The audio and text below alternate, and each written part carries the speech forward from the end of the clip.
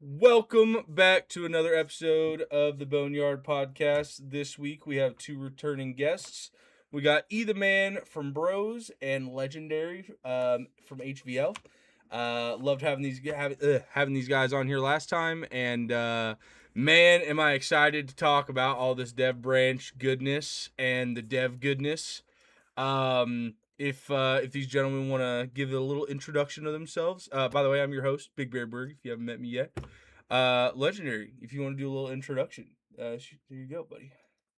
Hey, it's me, HL Legendary, the serial yapper, both on YouTube and Reddit the last couple days, testing all the stuff, large scale logistics. That's what I'm at.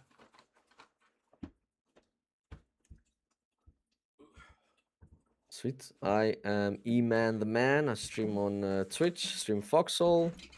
Been playing and making content for like 5 years now. Maybe you guys remember me from Creepy Bananas videos. But yeah, I got my own regiment now, the Bros, and do a little bit of everything. Yeah, bro. Hell yeah.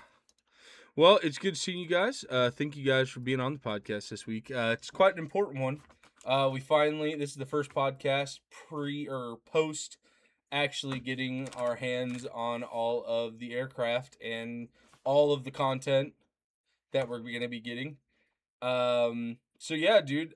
First thing I would just want to ask you guys and want to talk about is what do you think of the update as it sits and what they're doing?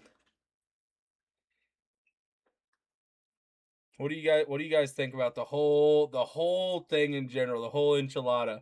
What do you guys think, dude? I mean, I think I enjoyed it, man. I really enjoyed it. I know it's just Dev Branch, but like it was really fun. Obviously, in Dev Branch, it's not gonna be the same as a live war, but I'm excited to see how it plays out. Um, I think it's gonna take a while to find like metas and how everything is done properly. Like, what do you need? But it's gonna be fun finding out. Yeah, for sure. Uh, what do you think, Legendary?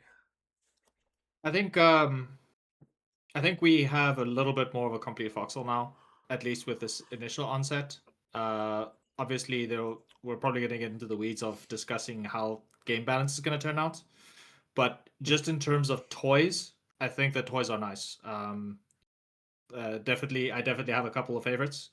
I will say I'm a little bit more excited about the small naval stuff being added as opposed to just explicitly the airplanes.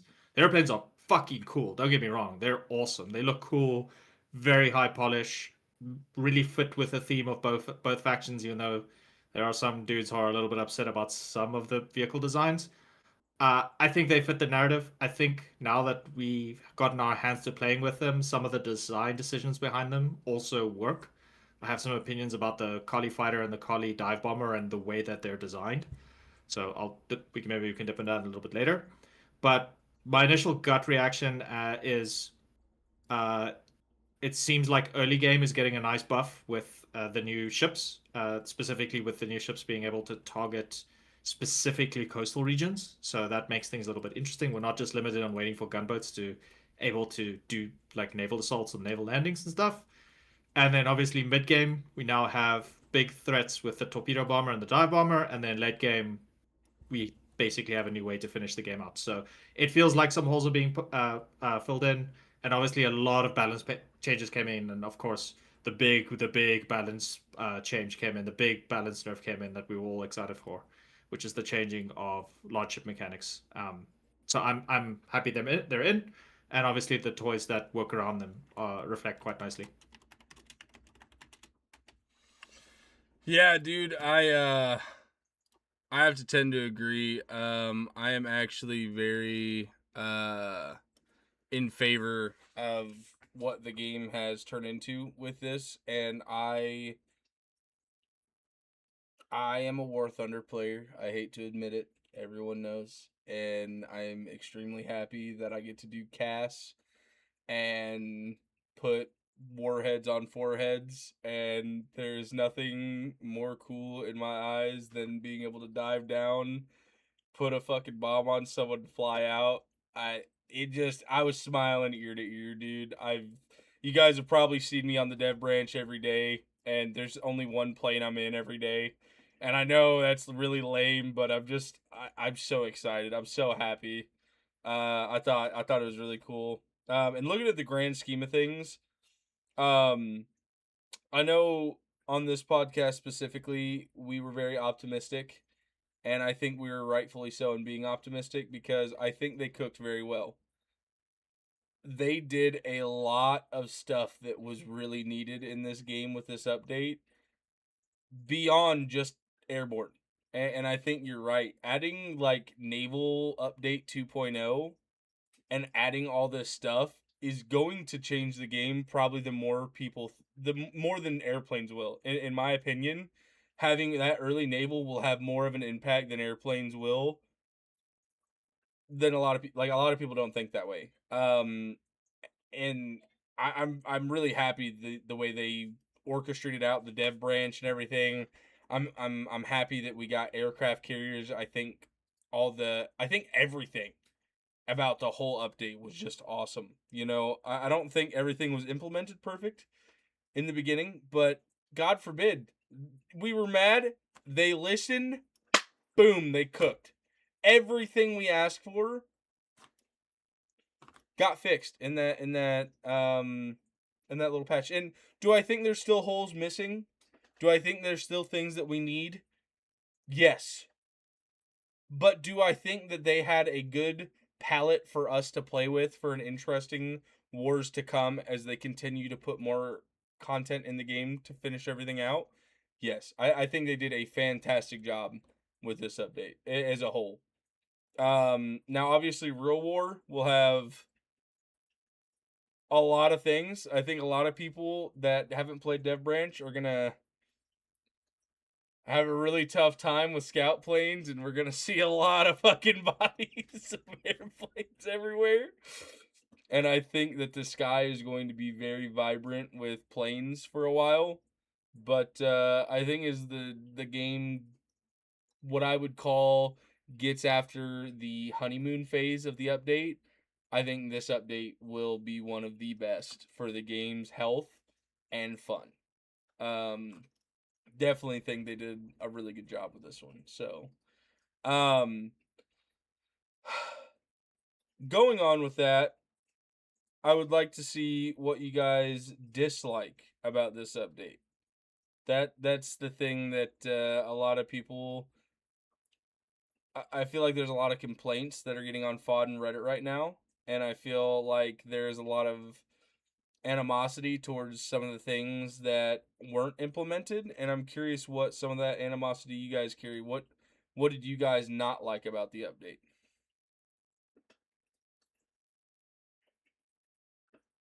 It doesn't matter who goes first. It's just a chill room, boys.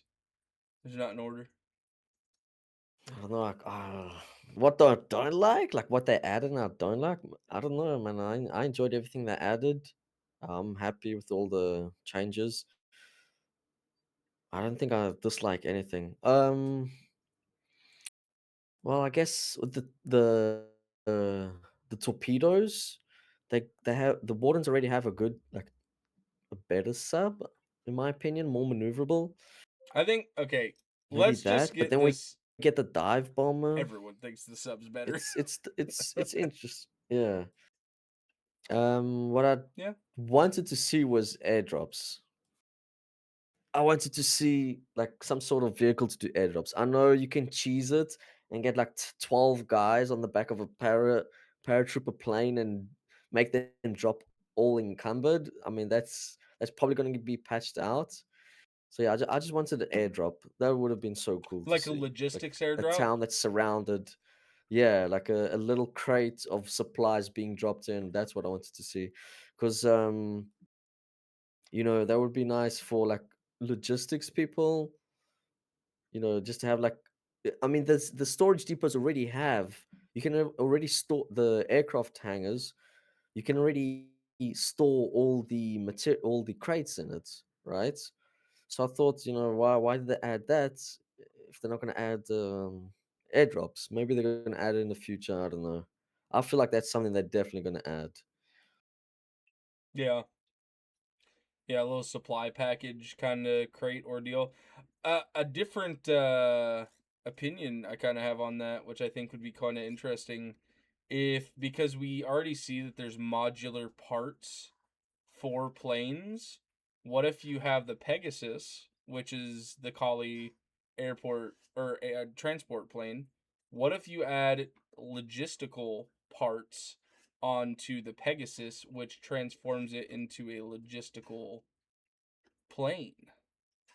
And then you Like could change like actually change change the change like the holds, change the yeah. holds So now instead of paratroopers, it's just you crates. That's yeah. interesting. So you have frames that so they're I don't know if anyone's seen this, and this actually really gets my goat ready for modular tanks, because you can already kind of see this is in that way, because if you guys have built an airplane yet, you understand that you build the frame, take it to the airport, uncrate it, then you put it in the hangar, and then you put parts on.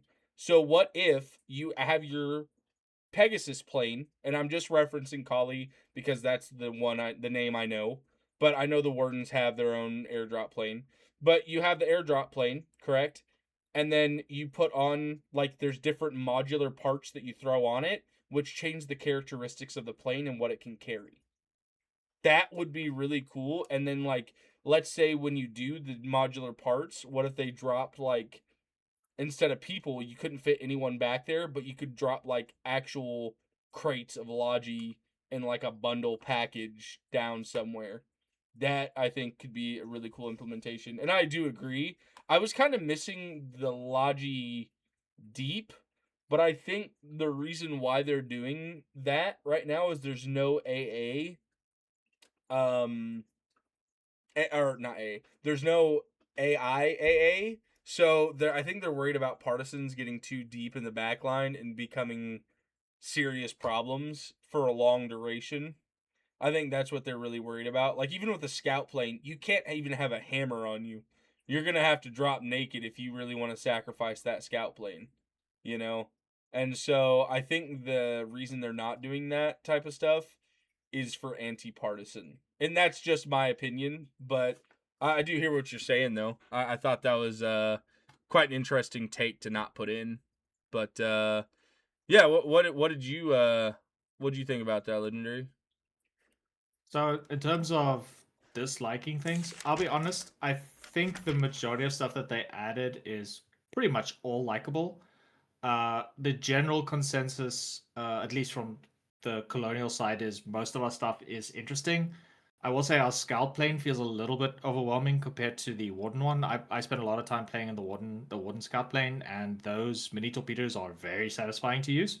Whereas the mine is kind of, you need to be very pinpoint accurate to make it count, and if you miss, kind of feels a little bit underwhelming. So not the greatest, but I wouldn't say I hate it.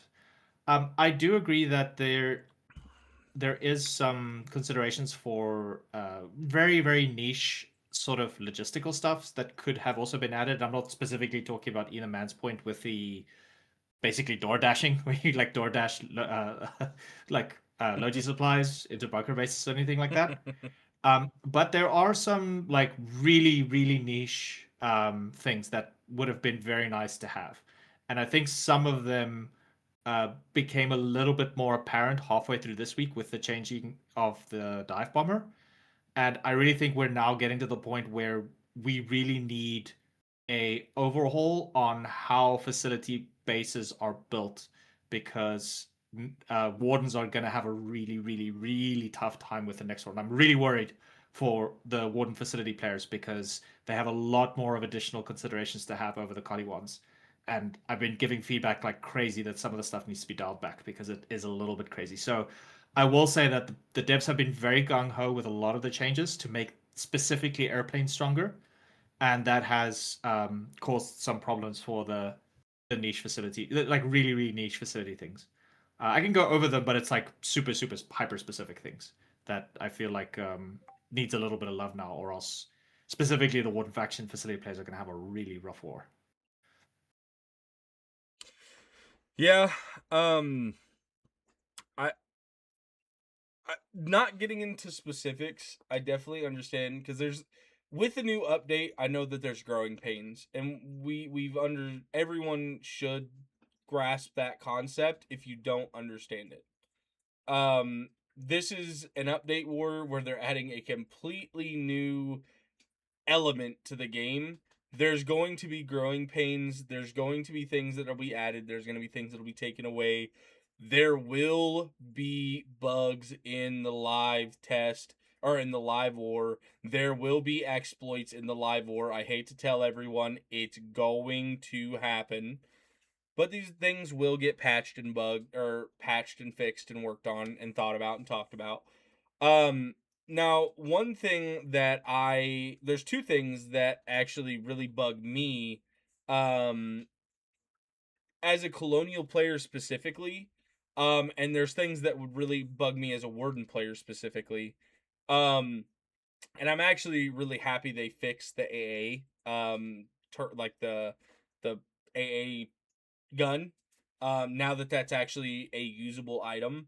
I think it still needs a little tweaking. I think it's a little strong. But all that being said, I am glad that there is AA on the ground elements now. One thing I'm not happy about is there's not mobile platforms for AA on the ground. I hate that there is only stagnant AA emplacements. Well, I mean, what other AA is there besides the AA gun in the Sarah? And then obviously 12.7 push gun. planes. 12.7 push Well, gun. you can't name that up. Have you tried? No. Go try. Can you? It has an AM. It has an AA mode. Yep. Really? Okay, But that's I the only didn't know one. that. That's the I was only gonna one, say- but it's a push gun. It's not.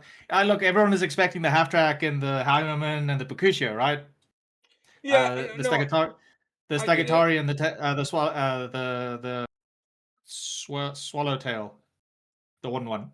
They have a AA mode, but they shoot Okay. 12.7, which is not as good as 20 mil. So I actually didn't know that the push guns did that. That's actually really cool info to know. But genuinely, I was expecting something that could not get decrewed, like the driver at least yeah, could get decrewed. Because like I'm gonna be honest, even the AA guns that are in octagons and stuff, you're able to strafe those really easy. You know what I mean? I wouldn't recommend going headfirst into AA guns all the time, but it is an option. That being said, I do think it's weird how we don't have any mobile forms of AA outside of a push gun. Now that that's new information to me, that's not at least prudent because I don't think 50 cal is going to really deter too much, or you're not going no, to get enough damage. it's mostly going to be to stop scouts from harassing. Yeah, and that's kind Probably. of where I'm very interested to see why we don't have a mobile AA platform for ground targets. But here's my other thing. I'm actually very surprised that we don't have a heavier AA system for the water. Now I do know that the picket boats are very nice for both factions, and I do know that the carriers and all the other stuff got moved to 20 mil on the Sarahs and stuff, which I think was great changes. But I'm surprised that we don't have a kind of like designed AA boat other than the picket boats with like an actual AA emplacement, like a gun on it. That and that's not going to get added, but it's just something that I was kind of shocked to not see as a heavy deterrent for the water boats, other or for the water planes. But I mean, we'll have to see. We'll definitely have to see how they balance it. I definitely think they did overtune land AA the guns quite a bit. But I don't necessarily know how much more they can take away from it without it being too weak either. So we'll have to see what they want to do with that.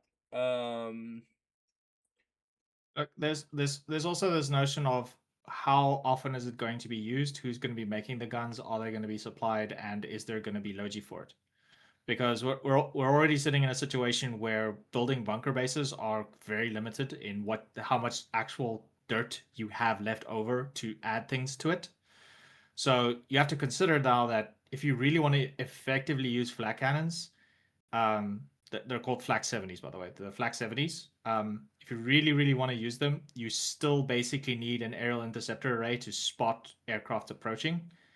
Also to pre-sight the guns with elevation, because right now on Dev Branch, people are cheating a little bit by flying at max altitude or flying at known values.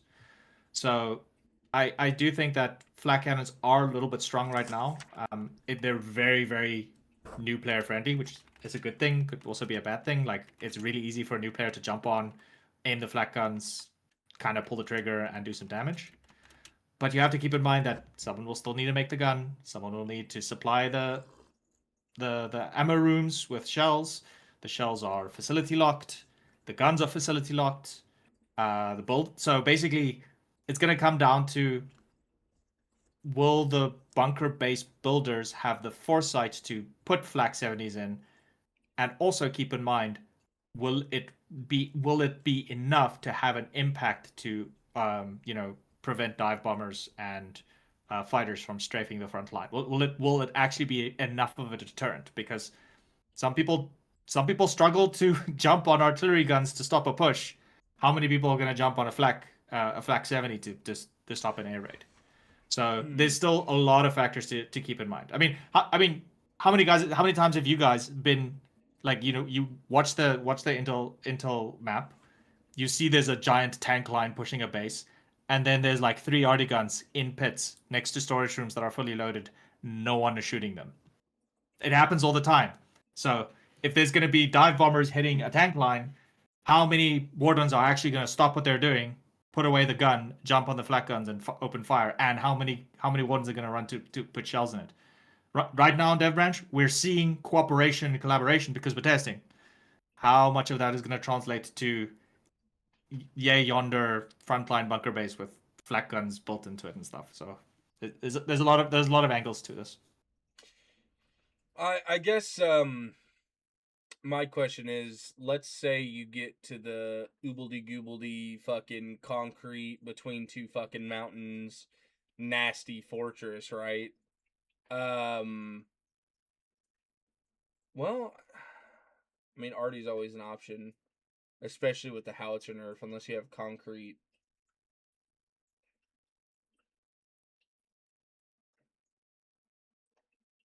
No, What I do you mean, think? that's Like still... the bombers, if they're gonna bomb, if bombers are gonna bomb concrete bases. Well, see, that's the thing. I don't think... If you look at the current trajectory of what people are doing in wars right now, it's can't go around. And I put that ping up quite often. There are certain places where I think aka Origin, aka Morgan's Crossing, I think both of those places will have flak fucking littered and manned all the time, because that's kind of the entry into the lodgyways, and that's going to be some nasty ass areas for air to go in. But in a place like fucking Heartlands, I can see AA maybe. But like, I can't imagine, like, that does bring a new aspect to it. Are you going to want to bring up a gun, pallet of ammo, and do an AA op? Unless you have a very competent base builder, you're not going to have a shitload of these guns being placed everywhere with ammo by. That's the big thing that I think is really going to happen. If you're coming to do an op on a front, I imagine this will be a part of the op planning now. Or if not, it fucking should be. But I don't think the general day-to-day will get as messed up, but I definitely think there are going to be places where these guns are put in that it's literally going to be like a no-fly zone at all. And I actually, the more I think about it, that might not be such a bad thing. But I do think the price of the gun will really matter. The fact it can take out a plane that cost almost triple its value just because of rares. I'm very... It may be more. Yeah, so... Like one gun is like a tenth of the price of a fighter. So that's kind of where I'm like, maybe the balance Probably of the less, guns is 20th. where... Yeah. I might look at the devs and just say we might need to look at the price on these things. But that would be my only thing. Because I don't think like they're actually too OP, because we need some way to like deter bombers from coming and literally ruining the front every fucking time. And it would not be fun.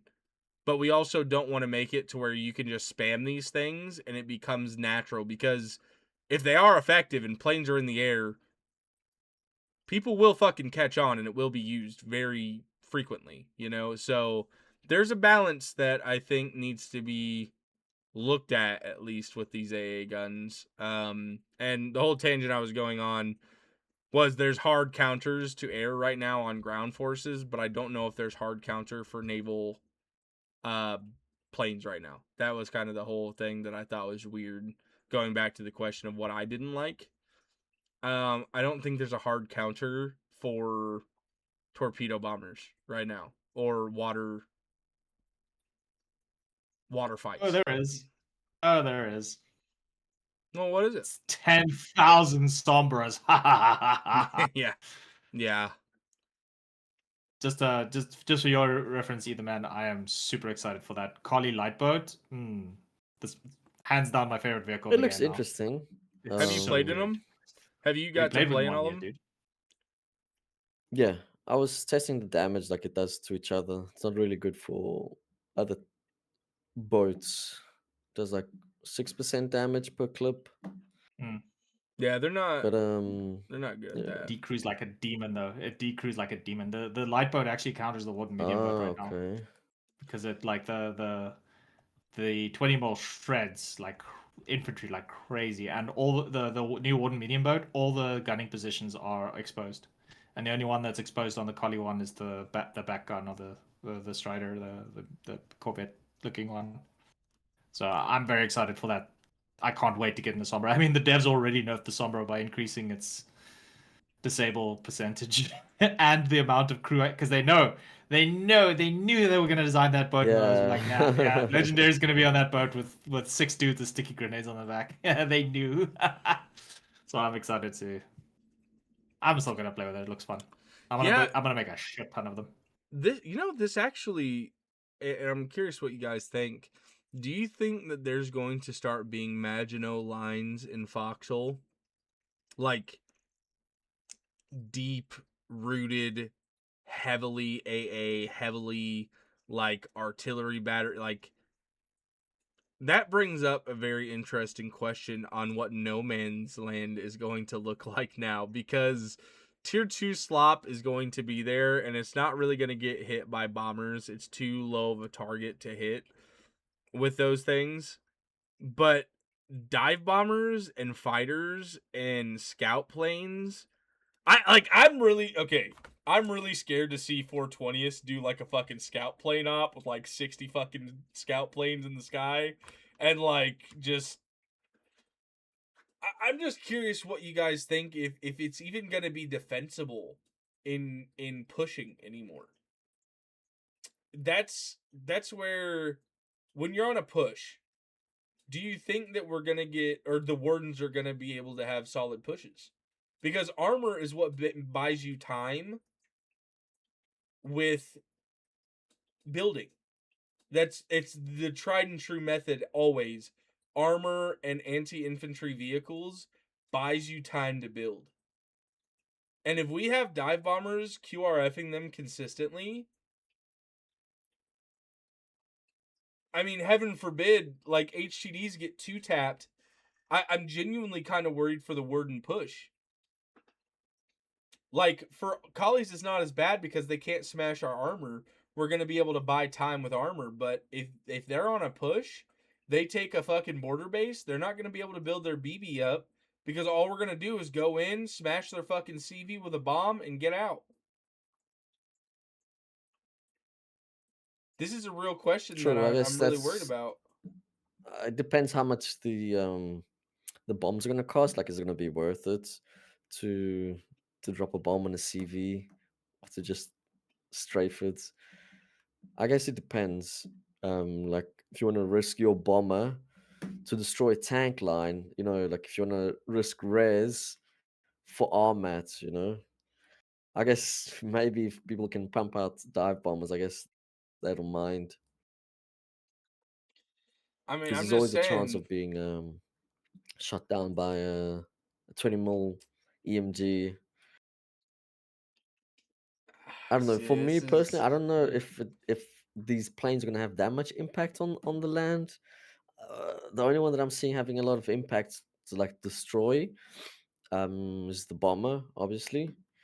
Um, that's the only one that I see that's going to be useful for land.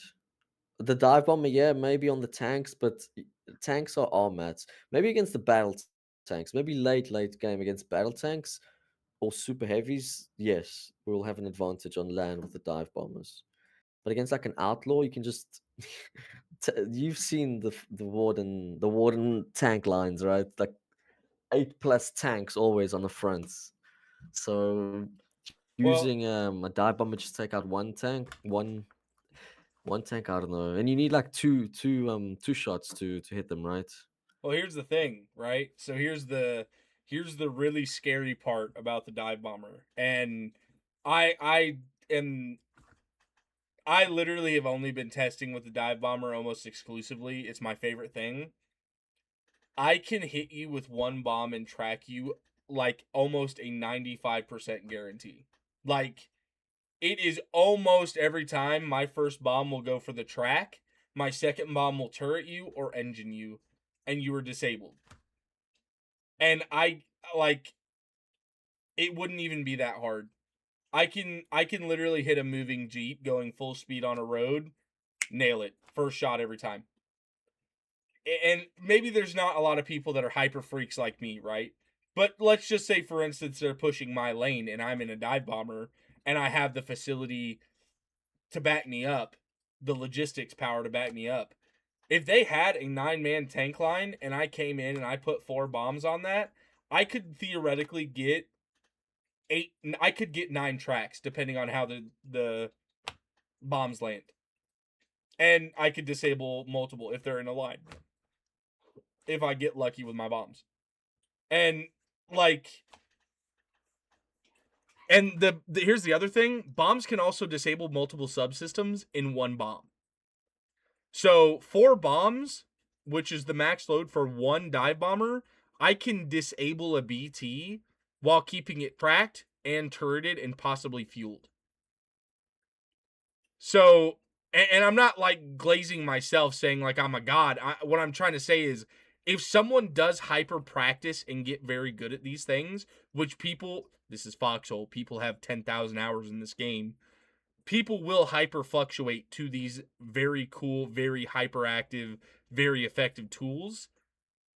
If people put as much practice as I have in dev branches in a normal war, I mean, I, I might only kill one tank, but you got to go get 2 dudes off the front, and I'm gonna be rearming, and That's I'm the gonna go kill thing. more bombs. Right? I'm gonna be dropping. I'm gonna go RTB, get more bombs, and then I'm gonna keep harassing your tank line over and over and over, because I will not run out of bombs before you run out of tanks. That's a guaranteed. I'll definitely True, but outlogic you. I don't know. Would you be doing this solo? Or would you have like a group of dive bombers? Because solo, I don't see. Yeah, sure, you track him, you disable him. Well, I don't know about disable, but you can track him. I guess it depends, like if anyone pushes onto the tank, because the same thing happens when you do like sticky rushes. Like the other day, I did a sticky rush. We actually did a venom rush, and we disabled this tank on the front. Disabled him on the front. He couldn't move, and nothing happened. Like none of the other tanks pushed. You know what I mean? Mm-hmm. Like our friendly tanks didn't push; they were scared to push and finish off the tank. In a dive bomber, you're gonna, I think you're gonna need a group of like dive bombers to actually be useful. Like yeah, you want to kill the tank right away because just tracking him, I don't know if that's gonna be enough for the front. You know, he gets repaired, he moves back, they just hide in the bunker base, and then you track or disable them, but they're just in the bunker base. They're just gonna keep repairing.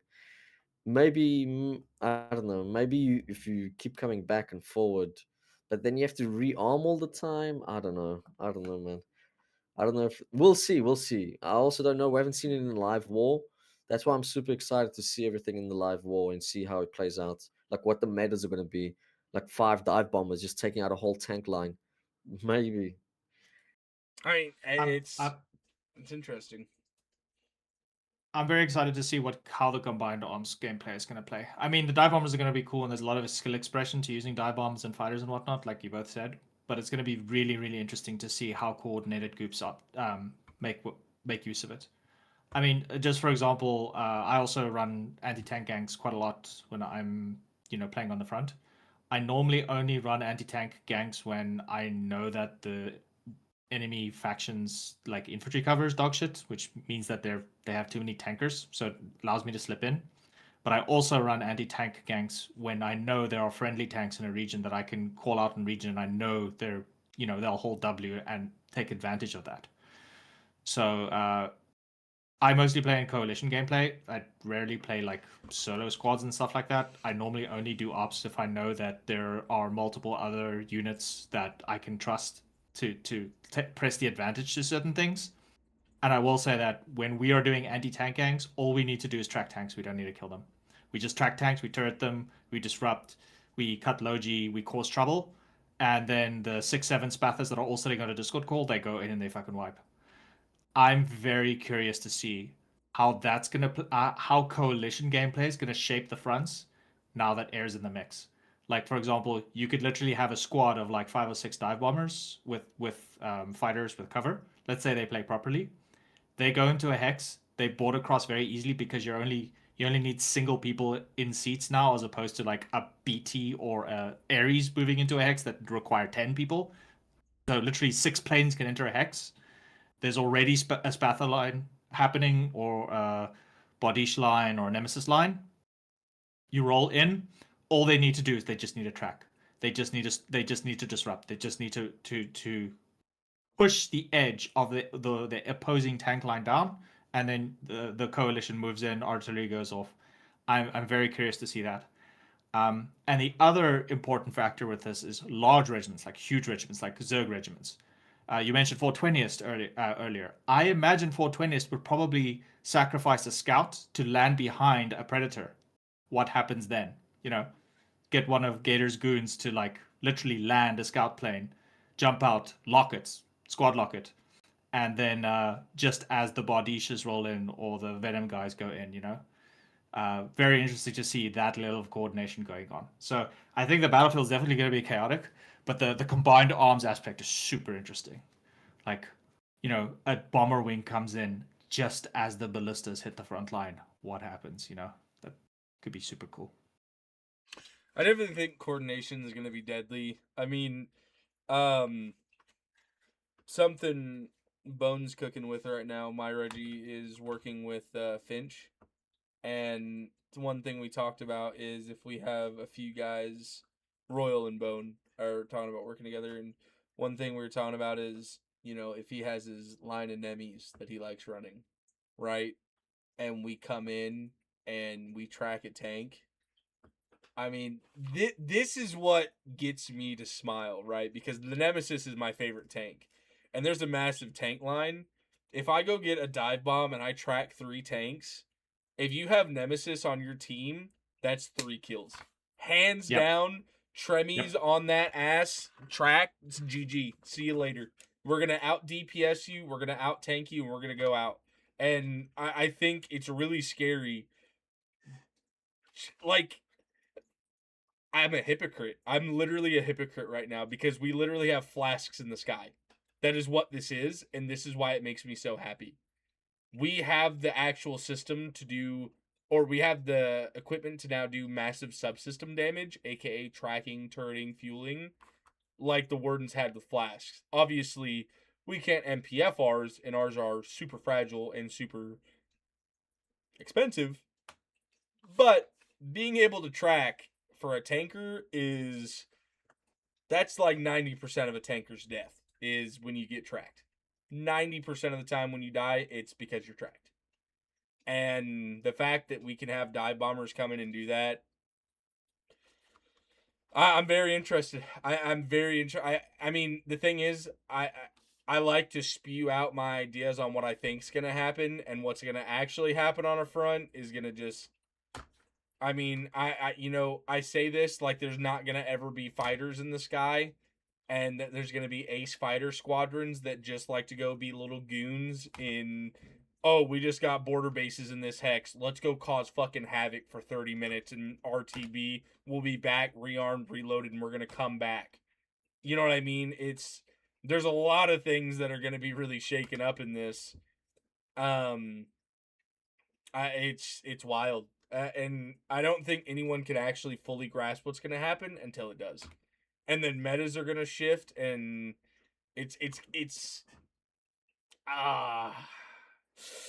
I'm super excited, dude. I just can't wait until the first real like battle happens. You know what I mean? Like the really big battles where it's like there's 32 fighters that went down in this hex today and we're still cracking, you know?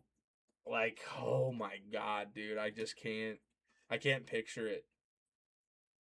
I cannot picture what it's going to look like to fight over like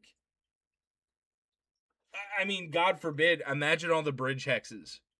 You know what I mean? Like when you're talking about Mercy's Wish in Lina Mercy, what is that fight going to look like now with airplanes? That like absolutely blows my mind. And with the new boats as well, like being able to camp bridges for wardens is not going to be as simple anymore that we can have a 40 mil. Oh my god. What about the fucking ramp, boys? What about the Jade Cove. ramp in Jade Cove, dude? That's going to be brutal. E-Man, have you ever fought over the ramp yet? Have you had that Yes, beauty yet? sir. I hate it. You can't do anything. Just people looking at each other. It's boring. I So hate it. Berlin the ramp. So, but picture this though: if tanks are sitting on top of hills now, and you can get a skilled enough dive bomber to come track it, they either gonna have Rolls to down hop out and they're yeah. gonna have to roll down that hill. Yeah, I'm telling you, things are about to get so shaken up. Like things that we as veterans are like, this is the for sure play, is not the for sure play anymore at all. I don't. I think it's gonna make everyone a dumb player again for plays. I really do. I think that you are not gonna be able to do the same things we were able to do without airplanes. I'm serious. I really think it's gonna shake more than a lot of people think. You're not gonna be able to like easily do Railstorm cannon ops without fear of losing it to a dive bomber because anybody and their brother will throw 5 dive bombers at that at a Railstorm cannon op, and if you don't put AA networks up on your Railstorm cannon, and even if you do, if they can get 4 bombs off on that thing as they die, you lose a Railstorm cannon. Things are going to get so shaken. It's oh man, poor facility, Can we man. shift? Yeah, can we shift gears and talk about naval? I'm very interested to have the naval discussion as well, because obviously we're talking about the dive bomber a lot, and we're all very excited Oh, to track tanks oh and all yeah. things. But let's talk also about the Warden scout plane, the torpedo bomber, because I'm that these are very interesting things to me as well. I know colleagues don't get in water, but What's let's up, be Bo? real. A lot of the majority of the Warden gameplay for airborne is going to be involving naval, because they have 3 planes that are specifically designed to interact with naval, and we only have 1. So kind of curious to see what opinions are. Just the general vibe of airborne in combination with the early game naval stuff that's being added, on top of the changes to large hull mechanics. I want to talk about the turreting mechanics, and let's talk about the aircraft carriers. But let's save that for the last, because that's the really hot, miserable topic right now. So trying to avoid talking about the stupid aircraft carriers. What do you guys think about them? What do you guys think about the Warden naval planes? What do you guys think about all 3 of them? I can yap a lot, so either man, please open the I'm door. surprised I'm surprised the devs doubled down on Wardens having a better navy. Like I thought they would balance it. like give us the torpedo bomber, because with these past wars, it's always been like wardens on the navy. You see it, you always see it on the map, right? The three hexes on each side go blue almost always, and all the hexes in the middle are, well, not all of them, but like it's always blue on the sides of naval. And then collies push on the mainland. It's always like that. So I'm surprised that the devs doubled down and gave them more naval, more naval gameplay. I thought they would try to balance it out a little bit, like give us the torpedo bombers and give them the land dive bombers, so they can win a little bit on land. So yeah, I was super surprised about that. Like they just doubled down on giving wardens more naval options, like the naval sea fighter and yeah, the torpedo bomber. Oh, well, they did change the large holes mechanic, so I guess it's not entirely bad now. You can repair it, although it just breaks open again if it gets hit by something else. But yeah, it's kind of crazy. And also the small torpedoes, the pullbacks, it's kind of crazy. Those things make small holes on large ships. I don't know if you guys knew that, but I was in my aircraft carrier today, and this guy came past and shot the aircraft with his little recon scout plane, and he made a hole in the back. I was like, "What?" Yeah, I was pretty surprised with that. Imagine now, imagine like 10 recon planes, which cost 80 armats. That's 800 armats going up against a destroyer, just making little small holes everywhere. I don't know if, if that's gonna work or I don't know, but I thought it was interesting because they are cheap, right? And they make small holes. We'll see. I I actually think, and I've talked about, I've been yapping with Legendary quite a bit. You're not gonna carry a destroyer out by itself anymore. You can't. You cannot. You will not have a solo frigate even going out anymore. And this is what Legendary said, and I fully agree with them. You cannot even, like, we don't have the torpedo bomber, but even with dive bombers, you're still not gonna have frigates go out and just bully. You know what I mean? If you get turreted out there, you're going to have a flotilla of picket boats. I had a little test in Claustra, or no, it was in Alad. Sorry, Wardens came in with 2 battleships, and they had like 20 picket boats, literally like drone swarm protecting the mothership. And I was in a Warden torpedo bomber. I killed 4 fucking picket boats. I never landed a torp on the battleship. Never. But the fucking So they're drone using them swarm, like fencing, dude, like 100%. And like honest to God, screens. I really think Interesting. you should. And you know what's even crazier? When I had to go low at it at a low altitude and then I had to go over it, dude, when I went back, my back tail was at like 46%. They shredded the shit out of my boat or my plane. It is a boat, but it's a plane boat. Thing's fat as fuck. But point being, I think that's where the meta is going to have to shift. You're not going to have a solo frigate come out and just dumpster fucking AI anymore without getting massive retaliation. Now, obviously, we don't know how planes are going to be working in, like, how often planes are going to be out and what tech they come out. That's what really intrigues me. But I definitely don't think you're going to have solo boats. And if you do, you have a higher You're gonna die. chance to pay the You're gonna die. price. You're gonna have a You're gonna higher die. chance. And maybe you can do some diversion shit with that, but that's diversion with 38 rares, brother. So better make that a good diversion. You know what I'm saying? So I don't know. I think that you're going to have multiple boats screening for you. And with that, I also think that you're going to need to plan ops more accordingly. I don't think that you're going to be able to do QRF boats even for the wardens as frequently without getting checked.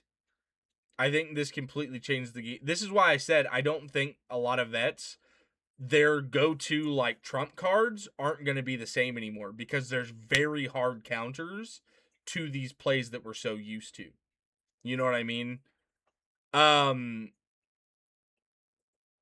I'm very interested. I'm very interested to see. And to be honest, here's the other thing, and I think Zanboon brings up a very good point about naval.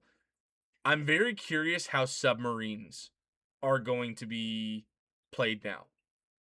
You're not going to see a lot of change in how they fight, but I'm very interested to see how much they get built over just building and spamming torpedo bombers. I'm very interested to see what takes the precedent for the Warden mindset. Do I build 10 Warden torpedo bombers, or do I build one submarine and go deep strike with it and be safe? I'm very interested to see how that gameplay goes because we didn't get any new sub killers, right? There's no new sub killers in the game. DDs and frigates are still the only sub killers. So I'm We very got interested. we got some area now with the bellwether, but Fair yeah, enough. it's not The it's mines, yeah the mines, mines. but it's That's a um passive. That's not. I wouldn't call yeah it's that the passive, yeah. counter. It's a passive counter. So yeah, It, I hear what you're saying though. it can It is something to it talk about. it can do one thing. It can do one thing. Um, a lot of warden submarine captains have gotten to this idea of brother just yeet through the minefield and survive. There's one thing that the bellwether can do that we can't currently do in Able right now, and that's the fact that it can stack mines in a in a very dense location. So one thing that the new rudder lock spline can do is you can set a depth um, just like you can normally right now, but it puts 10 mines at a particular depth, and then you can layer 10 mines in increments of, I think, about 4 or 5 meters above it. So what you can do now is you can make a solid net, like literally a solid wall of sea mines on top of each other. And if a Naki dares tries to yeet through that, it will just die. It will actually HP die because of Well, the amounts of density explosives in one spot. here's the other thing to talk about with that too. Then what's even crazier about that is we can also go keep mines out instead of having them be wasted with the boat that you're talking about. We have M subs that we can go keep these things alive, Mm. which Yeah, is and also it's something. super easy. Yeah, It's and it's super something easy we've as never well. been You able to don't. do. Yeah. That's something You don't. You else. also. You don't have to go Yeah. set the Super fields crazy. out. You don't have to go set the fields out every 2 days. You just go every day or so. Just set your fucking go set your M subs. You just do a little trot like on a train line, and it repairs it, right? No, it's even the bellwether automatically repairs Yeah, yeah, mines and yeah. replaces them with M subs. But it Wow, replaces mines. It replaces mines with M subs. So if you drive wow, past a spline that is missing like one or two mines, the bellwether will literally just go, "Okay, cool. I'll take 3 M subs from you." Place it back. You don't need to do anything. You drive past the minefield with it wow. or over it. Yeah, so So that's gonna that's really one thing. change the Naki play. And this is what I'm saying. That's like that's not something that people are gonna be educated on. Like that's actually such a crazy change. And what I mean by people aren't going to be educated on it, there's a lot of people that are going to be playing in this war that have never touched Dev Branch, that are not going and testing things. They're not going to know how to fly planes. They're not going to know about the bellwether. These things are going to really shake up metas. Like, I'm genuinely so excited to go set a minefield up in Origin to where they never slip into fucking Ashfields or Sableport again. I'm so excited to go set that minefield up. Especially now that Yeah. you've explained that, that excites me so much. And it's so dumb. And to be honest, I call that my shrimping boat. I love that thing's turn rate and how it drives, dude. That shrimp, I'm Big Bubble Gump, Big Bear Bubble Gump Shrimp Co. Yeah, big. Yeah. I was gonna say big Bubba Bear. Big Bubba Little Bear John would be Shrimp proud. Boat. Come on down. The fuck? So, I just want to throw this idea out here because you both kind of said that. Wow, you're very surprised that the Wardens got the torpedo bomber and we didn't get it. Why didn't the devs balance out the gameplay? I want to talk a little bit about cause and effect. Okay,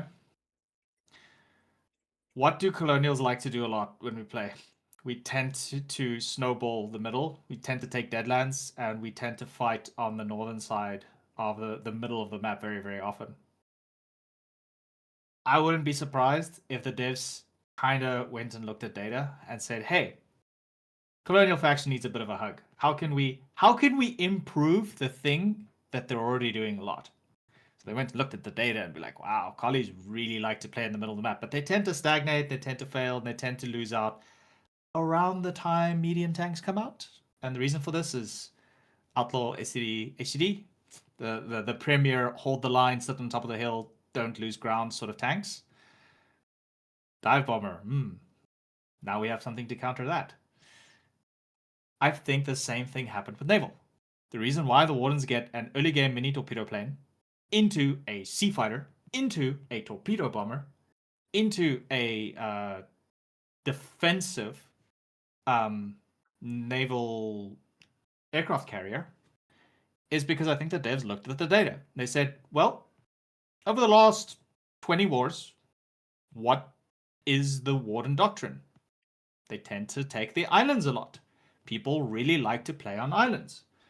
There's a large investment of early game battle barges, a lot of early game pushes to take Tempest, to take Tempest, to take Fisherman's Row, to take Idolo, make sure Sawa stays blue, and then do incursions into the fingers.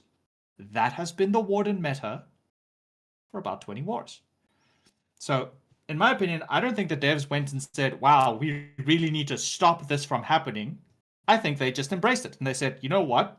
Let's give them more tools so that they can do it more often, so that they can enjoy the gameplay loop and the gameplay culture that the Wardens have been fostering for the last 20 wars.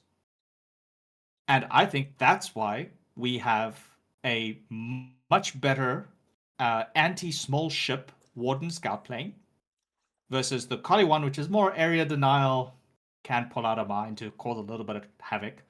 But the Warden one is specifically designed to pressure small ships early. Because why? Because Wardens like to fight on islands early game. Like, there's no real big, massive Warden pushes it down the center of the lane. Wardens that sometimes get deadlands first. Sometimes they put pressure on those lanes, but they usually get to bridges and then they stop.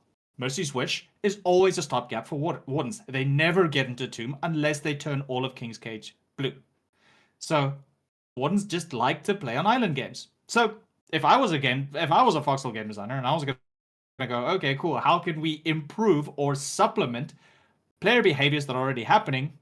I would look at the fact that the Wardens like to play on islands, and I would give them toys to make them happier. And I feel like that's why they have the torpedo bomber, they have the mini torpedo bomber, they have the sea fighter. Generally aligns with that vision. So I'm honestly not surprised that they got the torpedo bomber. I would have really liked if the Kali dive bomber could swap between a HE bomb and a Moray eel torpedo, but maybe we'll dip into the balance now. I actually think that the dive bomber is probably better than the torpedo bomber right now because I tested a couple of things with a couple of guys on HVL. We've been building large ships and we've been bombing stuff, so we have some numbers to share, and we're very interested / excited / concerned for the Warden faction going into the next war. Looking at these numbers as they are. So what do you guys think about that? That instead of, give the collies the torpedo bomber and now it's equal grounds because, our torpedo platform is dog shit. I think the devs just kind of leaned into the fact that Wardens were fighting into islands more, and that's why they have the island tools to help them enjoy their gameplay experience more. Yeah, I guess. I mean, I guess that they double down. Like, I just give them what they're good at, what they like doing.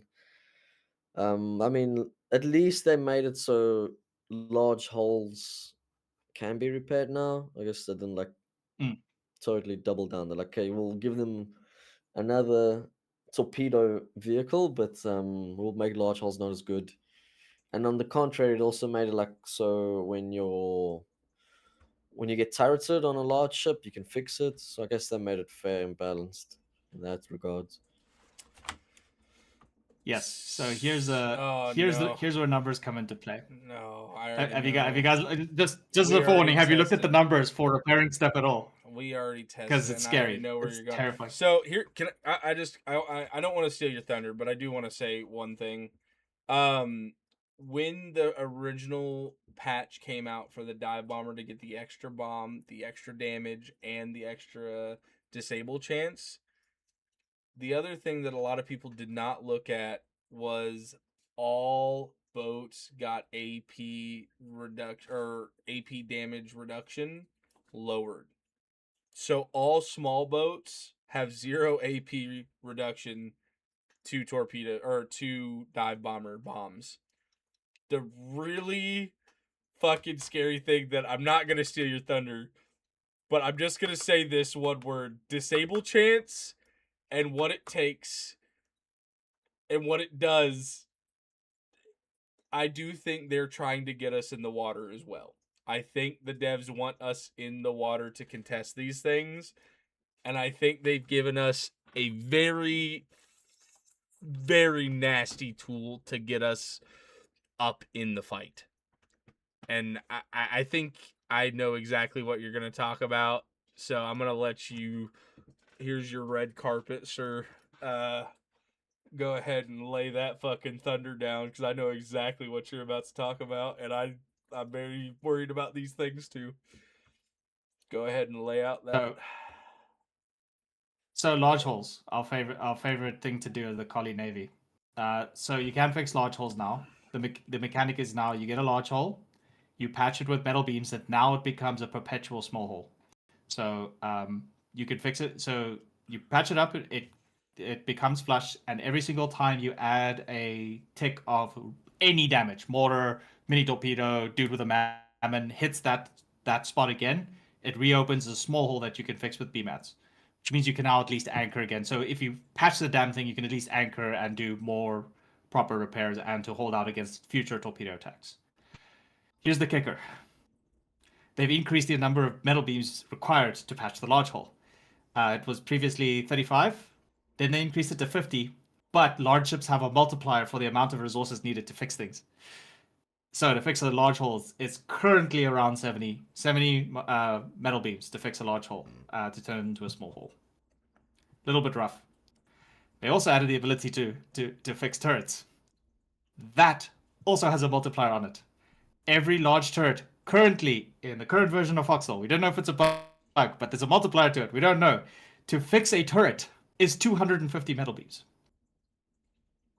It is a lot of metal beams. So basically, if you get turreted in the middle of a fight, there is no possible way with the number of players required to fix the turret that you're ever going to get out of there alive. So right now in the game, because of the changes to turreting, because of the metal beam requirements, being turreted is basically being torpedoed 4 or 5 times. The only downside is you don't actually sink from being turreted, but you can't fight when you're turreted. The big scary one right now, this is what we're concerned with, because when we tested this, and I see Fortesium's in the chat, he's the dude who helped me test how metal beams work. The real scary thing is, and I really hope that the Wardens are planning for this, if you're not planning for this, you have to start thinking about it, is what happens if the back turret of a frigate gets turreted by a dive bomber or a dude with a sticky? Because I was able to turret a battleship with an Ignifist. That was something I was able to do, right? Because if the back turret gets turreted, you're not going to fix it, and and with the changes to the Sharon that has now got into play, specifically that the Sharon now does a fuck ton of damage, and is actually comparable to the Ronin. It can now kite from the back, and the backside of a Warden frigate has no real defense against minimum range Sharons hitting you at max range. Yeah, something to consider. And we're a little bit worried about it, because a dive bomber, with its higher chance to turret now, if it takes out the back turret of a frigate, essentially it's a dead frigate. Because you're not going to put 250 metal beams in the middle of a fight. No fucking way. So, yeah. I don't know what's going on. I don't know if the multiplier is a bug or not. We talked about it. Sent a ticket in. No changes happened in the last like 4 or 5 days since that ticket went in. But right now, dive bomber drops a bomb on the back of a frigate. Dude with a sticky. Paratrooper lands on the back of a frigate, throws stickies at the back turret. So It's scary shit. this is where I talk about, and this is why I kind of rolled that red carpet out with the AP resistances dropping from 80% to 40%. Um, Spammable shit like stickies, AP RPGs from the beach, things like this. But with the dive bomber having a 70% chance to disable turret or track something, this also goes for large ships as well. And again, with hyper focus freaks like me who really want to enjoy CAS, I can theoretically drop a bomb on a turret almost every time. If we have a DD, and this goes into that combined arms gameplay, let's say a DD and a frigate are fighting, and you have dive bombers come put on while they're coming to put on torpedoes.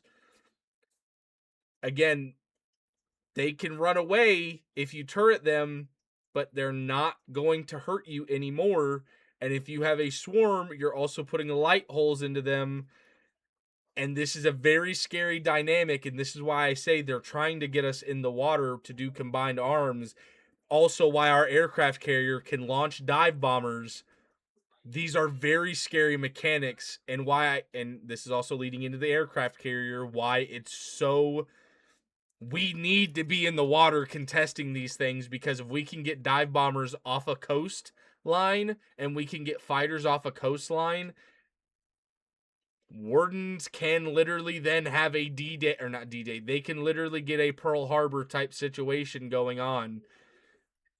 Very scary shit can happen when you put combined arms with these dive bombers, and much less with what they can do with their torpedo bombers and frigates.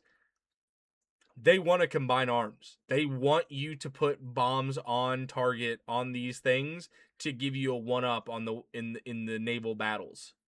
Like, God forbid, imagine if you actually took out both turrets on a frigate and you swarmed that bitch with Striders, dude. 40 mils and fucking 30 mils just absolutely pounding it. I mean, heaven forbid, dude. It would be so cool. And this is where I really think they want us to get in the naval hexes. I think they want collies to see, like, we want to give you an actual chance. And I do think that what you said, Legendary, really does tie into what the devs have accepted and done. The lore they've written is the guy that made our submarine got thrown into fucking lockup or got fired because he did such a bad job, and now we're getting a dive bomber that's kind of saving our like, they understand what we hate and what we don't want, and they know what we do want, and they're like kind of feeding into what we are. They see the difference in culture in Collie and Warden and how we function. If I 100% agree with you. I think they're feeding into more of who we are and our divide than separating us and wanting it to be they're making it true asymmetry, culture and fucking balance. And I think I'm down for it, dude. I think like I said, I think this is the best update they've cooked up. Bugs aside, numbers aside that they can fix in a couple of days, I think they fucking cooked with the ideology they put into it. What do you do you think this is tinfoil hat, E-Man, or do you see what you see what we're stepping in? You smelling what we're stepping No, in? no, I totally get it. I mean, yeah, sure. Maybe, I mean, maybe they're planning something in the future. We don't know. I'm sure this is not the last big introduction of airplanes that we're going to see. They're probably going to add some more stuff that they're cooking up. They always do that, right? With like, I mean, this time at least they gave us pretty similar numbers of aircraft, like dive bomber, torpedo bomber, fighter, bomber, and bomber. As opposed to when Navy came out. First time Navy came out, it was a destroyer versus a sub, which was like totally imbalanced. So this time they kind of balanced it out with what they released, but I'm sure they're gonna add some more things, and we might see some more meta changes in the future. Very sad I couldn't get bazookas on my scout plane. R.I.P. Bazooka Charlie. I mean, you can shoot tremolas out of the back of a airplane, paratrooper plane, so you do have the tremola bomber. Don't recommend it though. That's actually disgusting. We did it with Kataras. We did an AC-130 gunship from the back of a plane. That was pretty fun. It wasn't really an AC-130, but we acted like it was. We LARPed our ass off with it. We had fun. Now, actually, speaking about that, are you guys worried about that 30-minute timer anymore with the paratrooper plane? This is No, something we we have talked about countermeasures. last time. Yeah, we have countermeasures. I'm Oh! not ready. Quite ready. We have countermeasures and ready for them, so we're not too concerned. I do want to ask you guys this. What do you guys think of that new fucking AT pillbox? What do you Congratulations, guys think about these? you just figured out my countermeasure. That AT pillbox is insane. Those things Holy. are Okay, they're interesting. I have for sure. opinions. I have opinions. The Okay, so 14.5 AT pillbox? yeah, that one. 361? Oh, okay. Yeah, the It's like 361. upgraded Rifle The- normal pills, dude. pillbox. The Yeah. rifle pullback on crack. Okay, I have opinions. First of all, a lot of partisans are making threads on FOD to get it reverted because this isn't the first iteration we've seen this. We saw this with the builder update.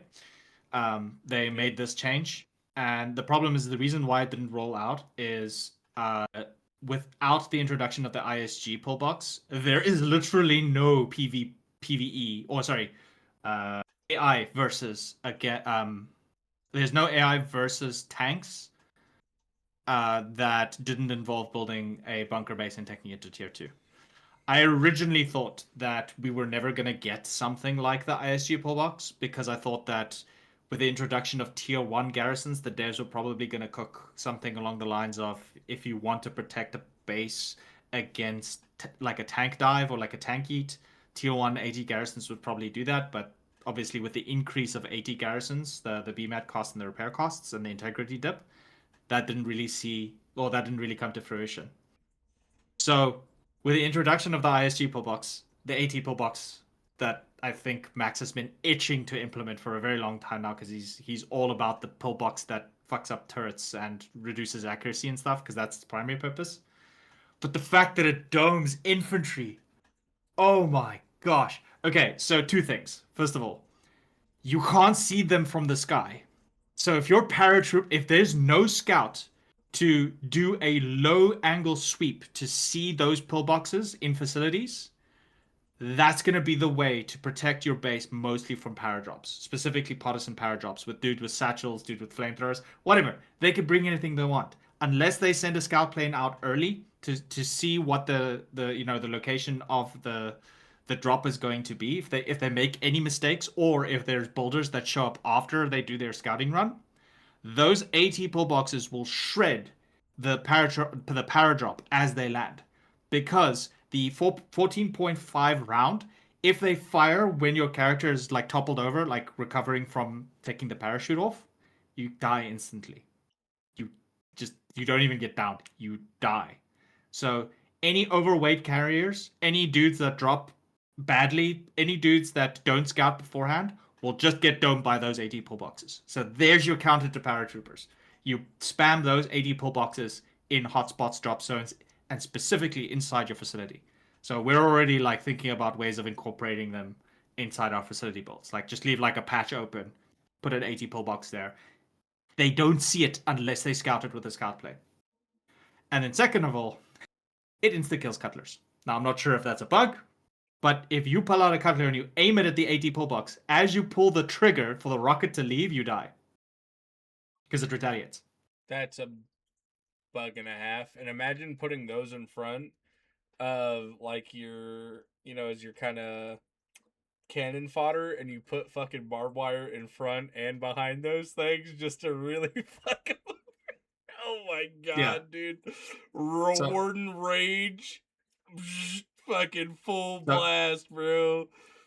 So what you said is exactly right. So what we're thinking about already is to defend our facilities, or at least something I've been thinking about is AT pillbox inside. So you build like a square, and you leave a little hole in the middle of your square, so you have some grass. You put your AT pillbox there, and then you surround it with a box of barbed wire. That's so fucking It's great. cheese. They're gonna have to bring a bomber to destroy the AT pillbox so that they can bring dudes with satchels to destroy my recycler that's gonna have some pecans in it. Whoop diddy doo dah. I don't. So we're not really concerned about paratroopers. Uh, I don't know about the. I don't know if the cutler thing's a bug. Because I've seen clips of like dudes or like pull out a cutler and like, okay, I'm gonna shoot the AT pulp. Oh, I died. Because it retaliates as I pull the trigger. But it's definitely interesting. So if I were how do I want to word this? If there was anything that you felt like needs to get changed right now, what would it be? In the current state of the game, in the current not in the state of the game, but in the state of the dev branch, what would you guys need changed still right now? What are things that are still bugging you in the dev branch right now? So I have a big one that annoys the shit out of me.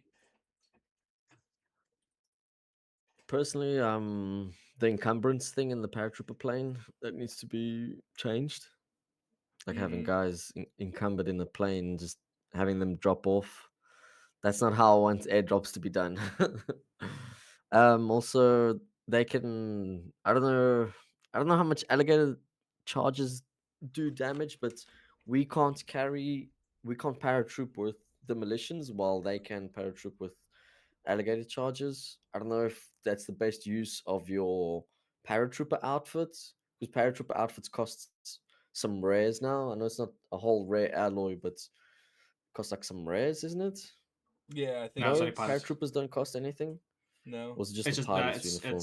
it's a scout uniform plus pecans, which is stuff. It's salvage. So Oh, it, really? it if Okay. yeah, it's Okay, I know the don't So pilot worry about yeah, one that. you can still. just The pilot one still costs rares. No, I think it Yeah, does. one rare metal per okay. uniform, Yeah. but not So alloy So yeah, you metal can metal. just yeah, yeah, Yeah. yeah. drop paratroopers with satchels, take out. I mean, I don't know. If you take something out in the back, it's not going to be that crazy because you need a CV to rebuild. But maybe you can take out, I don't know, small defenses. I don't know. But yeah, that bugs me a little bit that we can't paratroop with demolition. I guess we can paratroop with lunaires, but still, like I don't know how many lunaires you can take as opposed to an alligator charge.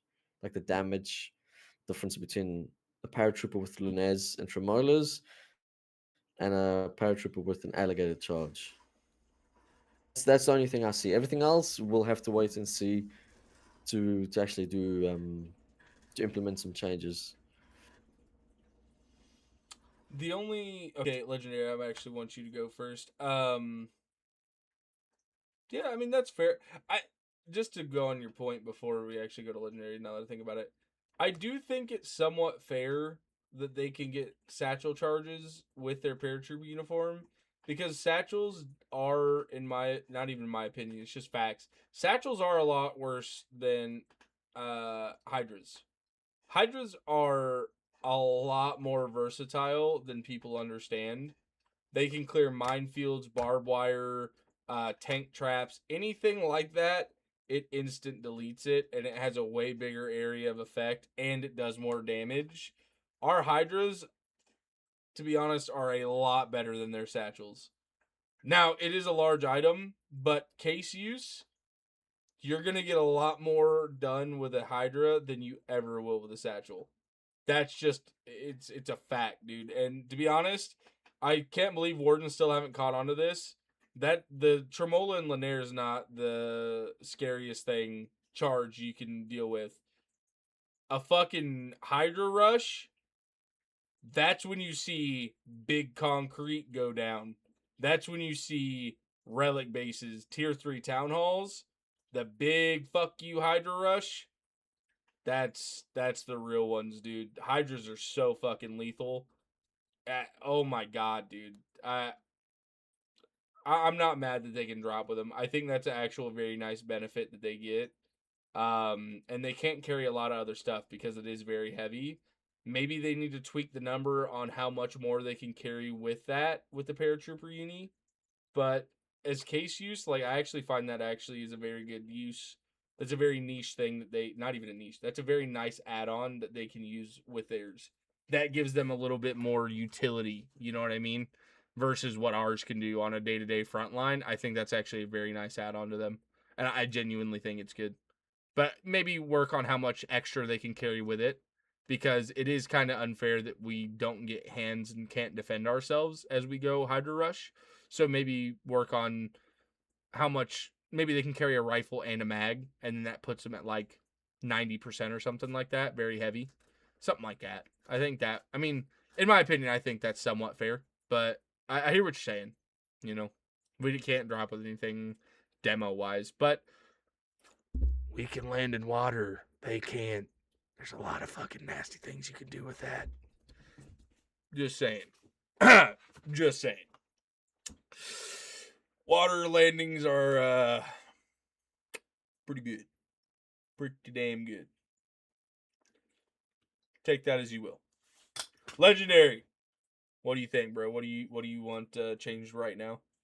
What's not getting itched? Okay, I'll give you some really niche things that could be nice to have. Just to respond on the they can drop satchels.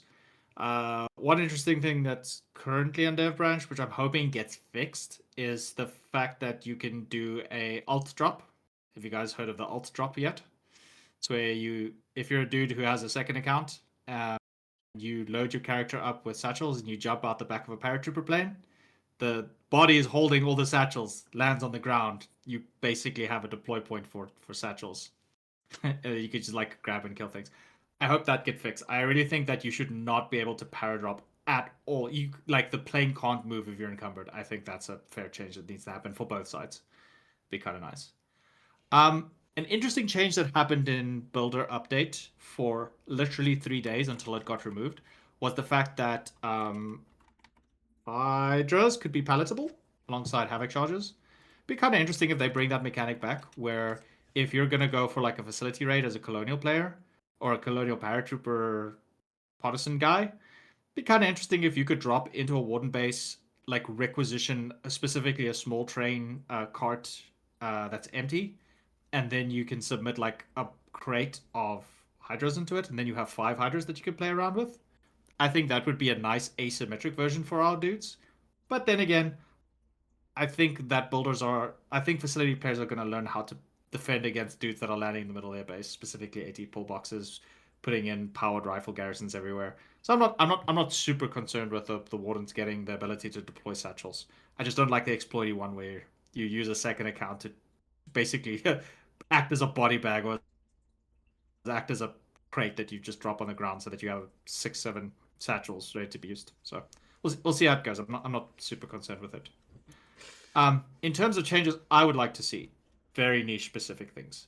For example, one, I would really like the new light freighter to be able to interact with facility structures. I think that would be a very, very nice way for people who take the risk of building near the water to provide like resources to their neighbors. I think that would be super duper nice. Specifically, if you can have like the crate transfer station next to the water. I know I'm going to bore you frontline guys with this, but this is like super super duper niche and super cool for us. Is taking Logi directly out of facilities and taking them to a seaport is very very very nice for us to do. Um, Going near a seaport to pull resources is absolute dog shit. No one likes it. Specifically if you have to use a train or if you have to use an iron ship, it's really, really inconvenient. So for us Logi mains, we really like the concept of we build our facility, we make it train friendly, we make it freighter friendly, and then we take it directly to where it needs to go. So it would be really nice if DevMan is listening in or anything like that. It would be great if we could please take a DOS crocodile from a crate transfer station, fill it up, take it, and then take it to a destination seaport without us having to go to the local seaport to do that interaction. That would be awesome. I would love for that. That's like the real big thing. And then there's like a couple of other things that would be nice. This is more for the wardens, so not for colonial side as much, but for the warden side. Um, I think that the facility crane needs to double its HP. And the only reason why I recommend this is so that the wardens have a better defense against torpedo bombers. Sorry, not torpedo bombers. Sorry, dive bombers that are currently able to destroy a facility crane holding a toy like a railstorm cannon or a SPG or a battle tank. That is the only way for us to properly defend our own facilities from griefers. So right now, we hang shit on cranes not because of the enemy. We hang shit on cranes because of our own faction and alts and blah blah blah, whatever reason you want to put in it. I think we're now at the point where we need a better way to defend our large assets so that we can actually play with our toys, as opposed to hanging on a crane or, God forbid, putting it on a pad and then the pad can't be used until we do an op. That's not a solution to me. I'm sorry to say it. I know the devs love to say, oh yeah, you put your large asset on a large pad and then you lock the pad and you lock the thing and then no one can touch it. Dude, like if I'm gonna be paying MSubs for that thing, I want to be able to use that pad 24/7. It's unrealistic to use a lock pad. So that's why we use the cranes, because it uses so much space.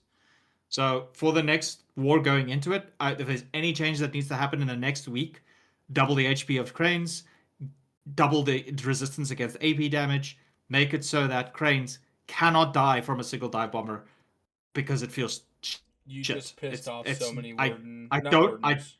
You pissed off so many Wait, partisans. what? You just pissed off so many Oh, yeah. partisans. So That's many fine. partisans just That's got fine. so mad at you. You got 30 minutes of invisibility with a paratrooper uniform. Get good. I'm sorry to say this, but this is specifically something that targets dive bombers. Like the dive bomber can kill any crane in one low pop PvE scenario.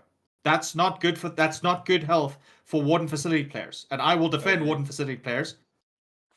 Like they're part of the game economy too. So no, they need to double the health of the crane. They need to double the health of the crane, or allow us to submit BTs and SPGs and RSCs into storage depots, or hangars, or whatever. Yeah. So something I've talked about in the past to talk about that, I desperately think they need to add a facility building to store large ticket items. Now, is that crazy to put all your tickets in one basket? Yes, but it's literally going to be safer than putting your shit on cranes.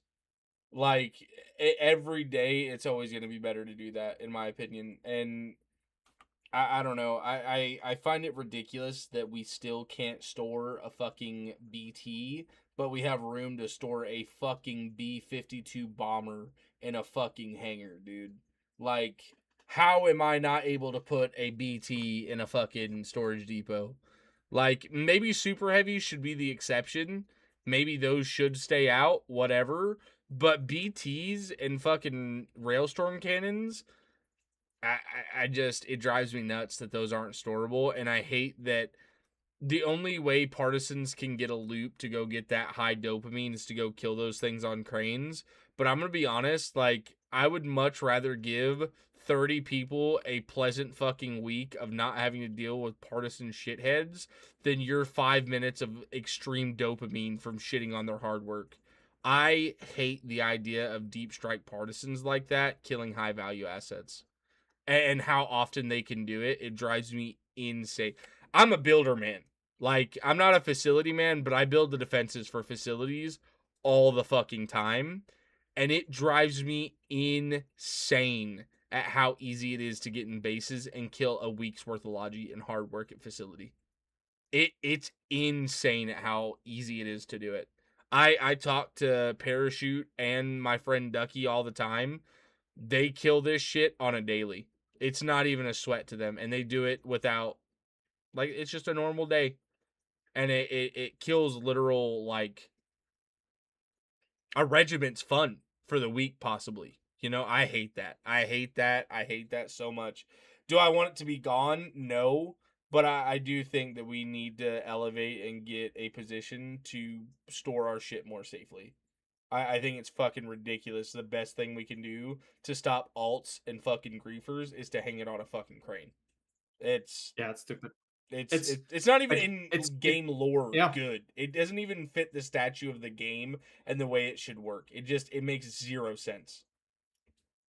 It's very much a bad day fix Yeah, because it's 100%. like because I'm fairly sure the devs have this vision where the way the assembly stations should work is you print your BT and then the BT stays there. You don't use the pad until you roll the BT out, and then you expect it for the BT to not come home.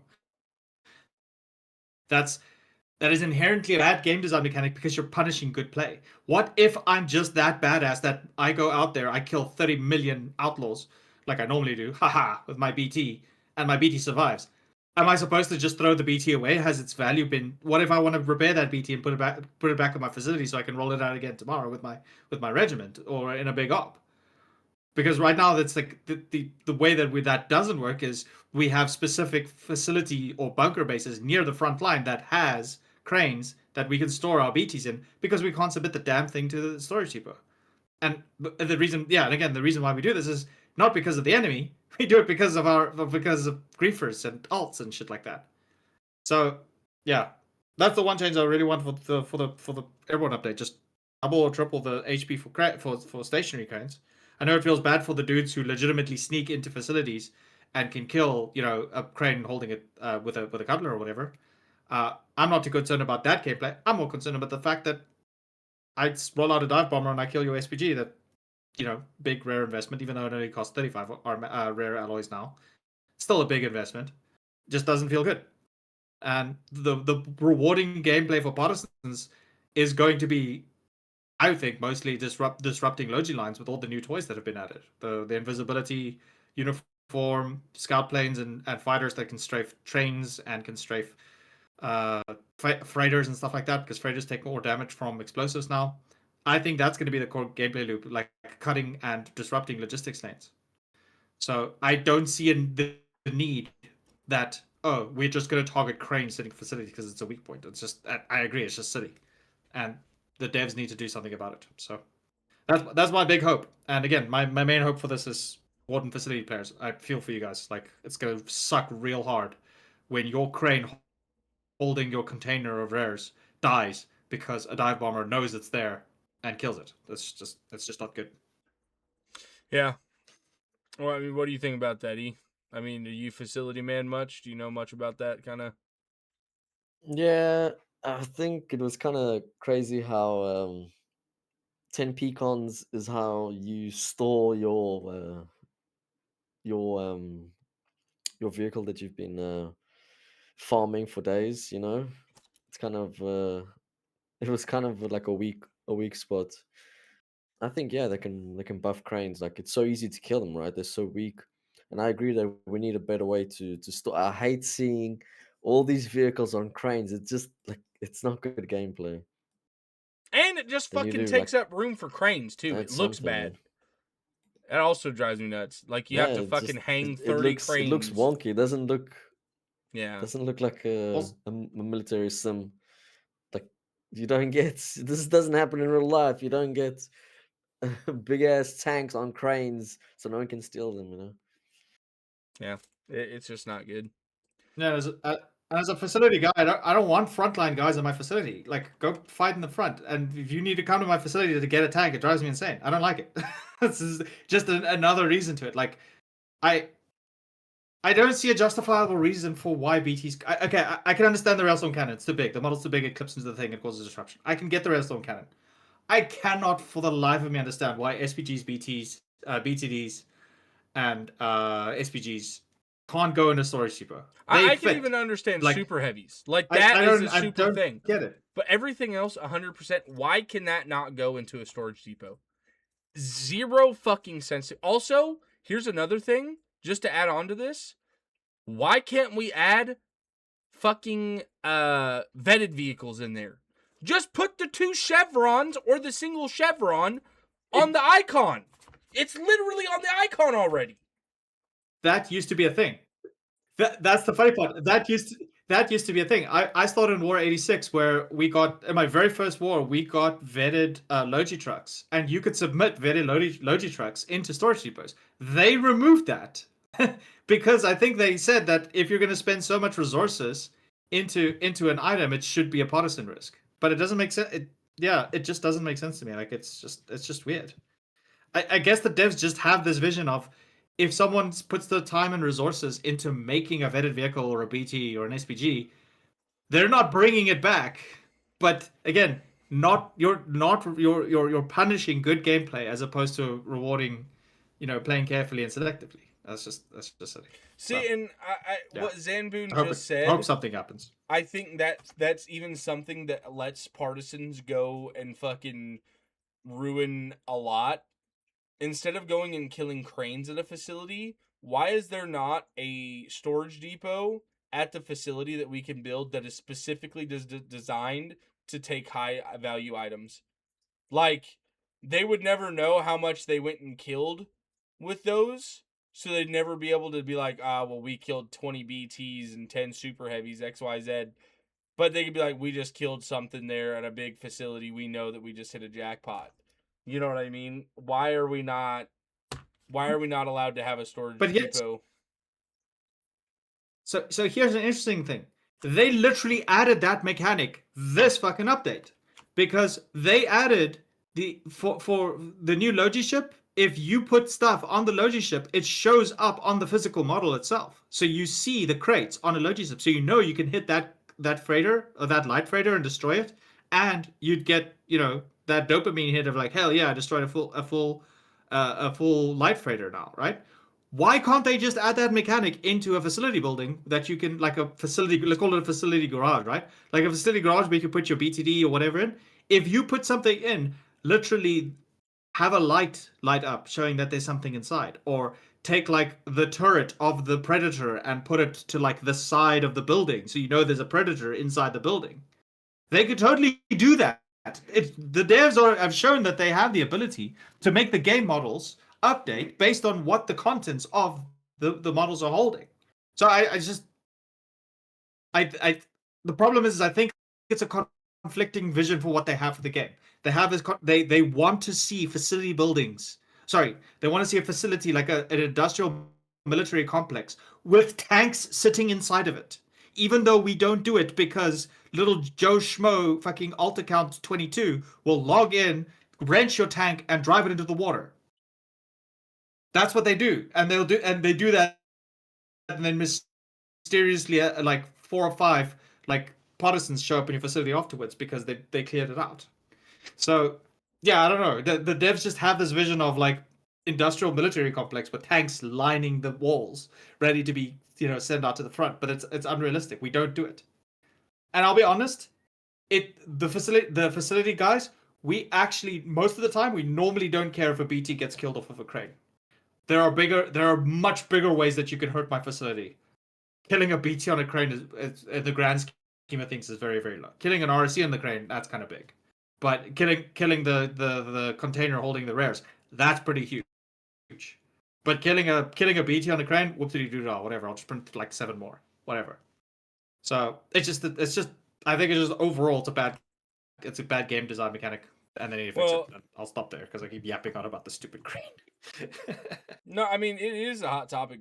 I mean, especially with the higher cost things are, the more I feel like we have a right to yap about stuff like that. And I genuinely don't think that it's a respect of time.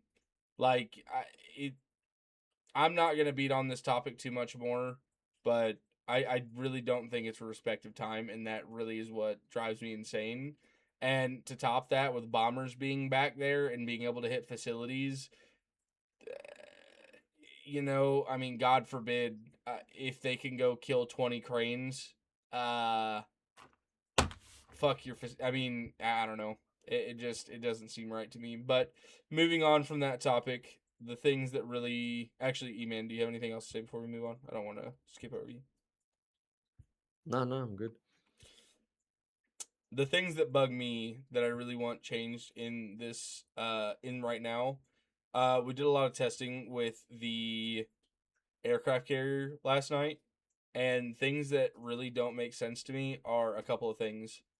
One, the middle compartment can't hold shrieker bombs, but it can hold 150, 120 depth charges and mines, but it can't hold shrieker bombs, which are actually going to be loaded into the dive bombers. This is for Colonial 1 only, but it makes no sense that the middle compartment, like there's the loading bay, next compartment where all the parts are for the plane, and the 20 mil ammo storage. You can't put anything in that midsection. Shrieker bombs. They can only go into the front compartment of it, where you spawn in, get your shirt, get your whatever. You have to run all the way across the ship every time. It literally makes no sense, and the loading area is specifically already put in there. Why is that not in that middle compartment? It just doesn't make sense to me. Second part of the aircraft carrier that I think needs to be changed, and it might be a bug, it might not. There's actually 4 things I'm going to talk about with the aircraft carrier that need to change before it goes into live. This is the biggest one.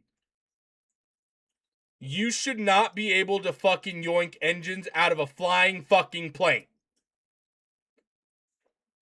It happened to me last night. I was taking off from my aircraft carrier, and I was super fucking far away, and he still had the image up where he put my plane together, and he yoinked my shit out of my plane, and I had to fucking fall into the drink. You can yoink people's fucking... No way! You can yoink people's engines out of their shit mid-flight. If an object... I need to keep that in. No, bullshit, bro. Wrong. That's the coolest... Wi-Fi engines? Yeah, pull the kill switch, brother, take bear down. Keep that in. That's the bullshit, That's the bro. coolest bug ever. You can yoink in mid-flight, dude. I might be able to go find the Did clip. you clip that? Yeah, it's in my Twitch. Hold on. Please fucking send... you don't need to do it now, but please fucking send me that clip. That sounds amazing. I will. No I'll way, do really it. keep that in. I yoinked one from Stitch last night just to prove that I could do it. Stitch was taking off from our aircraft carrier, and he got up. He was at like max altitude and goes, dude, what the fuck? What happened to my engine? Oh, and he fucking went into the drink, dude. He lost all the controls. And That's cool. yeah, it's that's something that needs to be looked at very heavily, like immediately. My other little tangent that I had about the loading area, but this is also another very big thing. You have to fly every aircraft onto the aircraft carrier to get airframes on. You cannot load aircraft frames via the dry dock into the aircraft carrier. You can't load a airframe onto Stitch. I love you, bro. That was really funny. You can't load airframes onto the aircraft carrier without flying them all on. It's really weird, and it's not really efficient that I have to put all my fucking plane together at the airfield, put all the fucking fuel in it, drop it down onto the aircraft carrier, then to disassemble it and put it in. There's no way to load an airframe onto an aircraft carrier. Isn't that how they do it in IRL aircraft carriers, though? No, you can... I don't think so. To be honest, I don't actually Where's your military know. guy? Where's your military guy? Hold up. You have a military dude in your regiment. I do have a guy in the Navy. Let me ask though. Let me ask the old Google. I'm fairly sure they don't send the F-18s in a box to put inside your aircraft carriers. I'm fairly sure they fly the F-18s onto the planes and they just lower it down. They have replacement parts. Replacement parts, cool. But the frame is the plane. The frame is the main. I'm fairly sure. You have a Navy guy. Yeah, go ask him, because I'm 99% sure you fly the whole plane into the thing and then it gets stored. I don't think they assemble the F-18 in. Well, okay, we're not dealing with military term, I fucking don't know. F-18s. We're dealing with P-51s.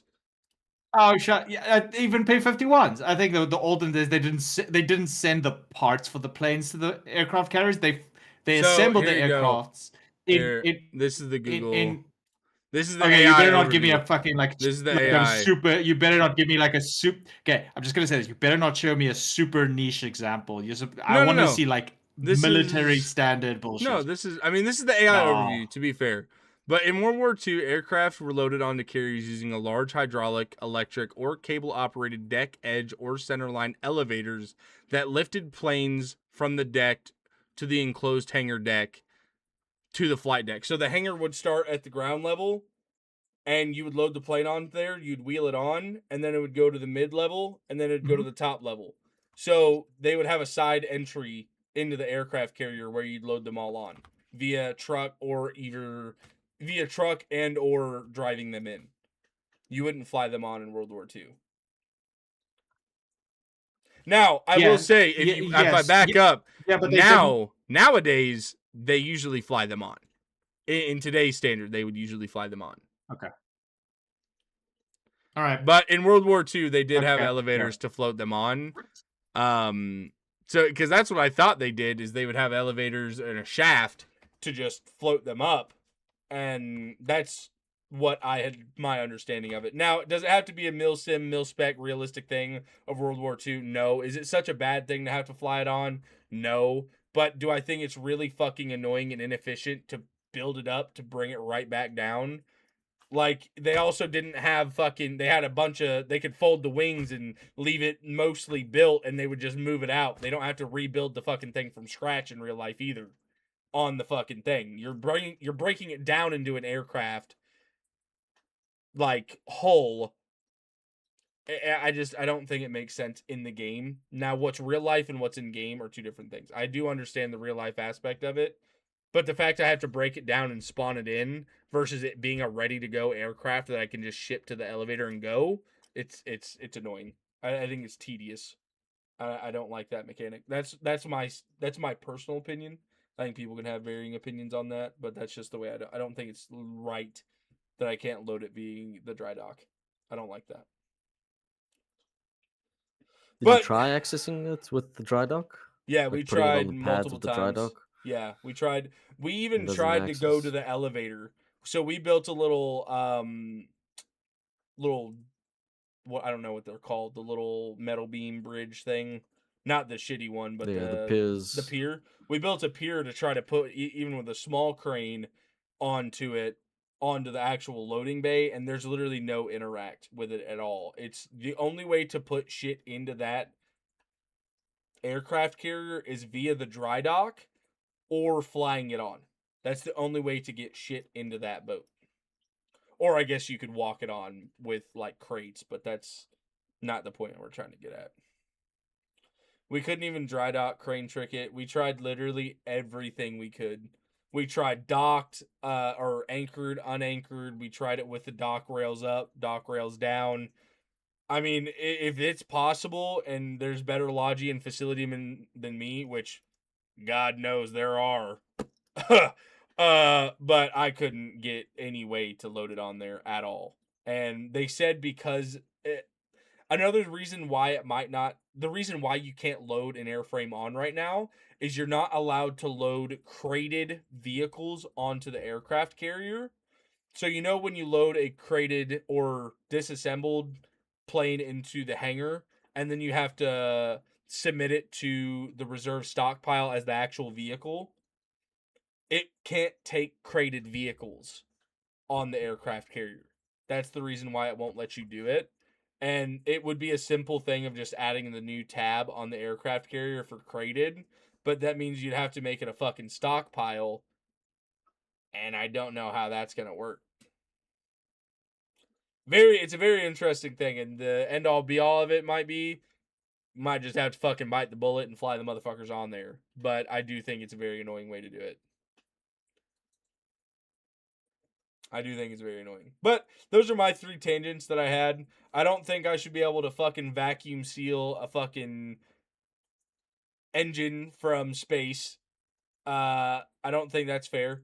I don't think that you should be able to, or I think you should be able to load those on. And I think you should have the loading bay be more efficient to get planes out quicker.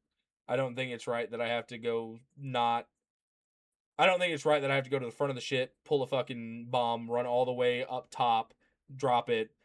I want to have it in the loading bay and another tangent, you can't have a fucking plane lower on the elevator, which makes no fucking sense because all the equipment is on the lower level. Why can I not lower the fucking plane with the elevator to load it and then ship its ass back out?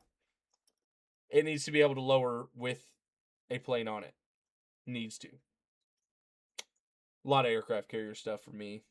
Pissed me off a little bit last night, but because you'll get duplicate. No, I'm just thinking if your plane comes back damaged with a broken mechanical part and you put it into the inventory of the aircraft carrier, how do you get it out to repair it? To turn it back into a normal part? Is there no way to remove it? So you can I guess remove those off yeah, but it via the stays in the dry dock. stockpile of the aircraft. Oh, you can Yes. remove them from the Yeah, dry dock? yeah. When it's in the dry dock, it's like a inventory system. So there's 3 segments in the aircraft carrier. There's like, and it's by bay. So there's the front one, which is like where you get your spawn or your shirts, your Yeah, the mat, inventory. the inventory, and then it goes into the middle bay where you hold your magazines, like your 20 mil mags, your aircraft parts, your Okay. damaged parts, and then it goes into the back bay, which is like where the actual elevator shaft is, and you can hold parts and stuff in there as well. And you can strip a part off of a plane in the seat. There's like a little commander's seat in the elevator Yeah. shaft room. You can pull them off and put a new part on immediately, and then it goes into the middle inventory. And then when you're in a dry dock, when it's up, Yeah. you can actually access that inventory, and you'd be able to pull them off 2 at a time with a pallet. You do it pallet by pallet. You'd pull off all the damaged parts, and then you could take them to a Okay, so you material can put transfer. damage parts. Yeah, you can pull them All off right. via the dry dock. But It's you gonna can't be put them in. tedious. Yeah, yeah. I don't think you can put. Well, you'd be able to put even damaged parts into your aircraft carrier if you wanted. No, like spare parts. You can put spare parts in. Like Oh yeah. That's put you. like You can load a 5 ton of spare. Yeah. engines, Oh yeah. You can have up 5 to like engines 200 and parts 10 in your plane. mechanical. You can have Okay. up to 200 parts in your aircraft carrier. Oh yeah. No, you can have tons of room in that middle section. And also what Legendary was talking about as well, on the aircraft carrier, you can see when you have like a shitload of parts in the like 20 mil mags, it actually shows on like when you put 150 in a battleship and it gets higher and higher and higher, it's the same thing. With the more 20 mil mags, it layers it like row stack, row, stack, row. And then also for the aircraft parts, it stacks them in these little like dock areas in the aircraft carrier. It's really sick. So they do have, and they even made a new vehicle with that shit we're talking about, having a visual on how many parts you have. So No, I saw that the crocodile. Yeah. No, I was taking out the aircraft, so I wasn't sure if you could remove the damaged parts out. yeah, you So can. you can remove the parts. All right, you just can't put the main frame into the ship. Yeah, and that's the only thing. It's because it's a crated thing when it's packaged. So like even in an aircraft, at a hangar, the other thing that's really silly is there's not a way to like when you have a crated or a packaged thing that can go on a crane, right? If you unpackage it, the plane is still crated. There's not a button that we can build airframe to make it to where you can put parts on it, which is also very annoying because there's no way for you to have like you have to build them in hangars or aircraft carriers right now. And the other really annoying part about that is there's no way to do small trains into the aircraft hangar area. So you can't like it's all done by Logi truck and tractor trailer. And so that's also very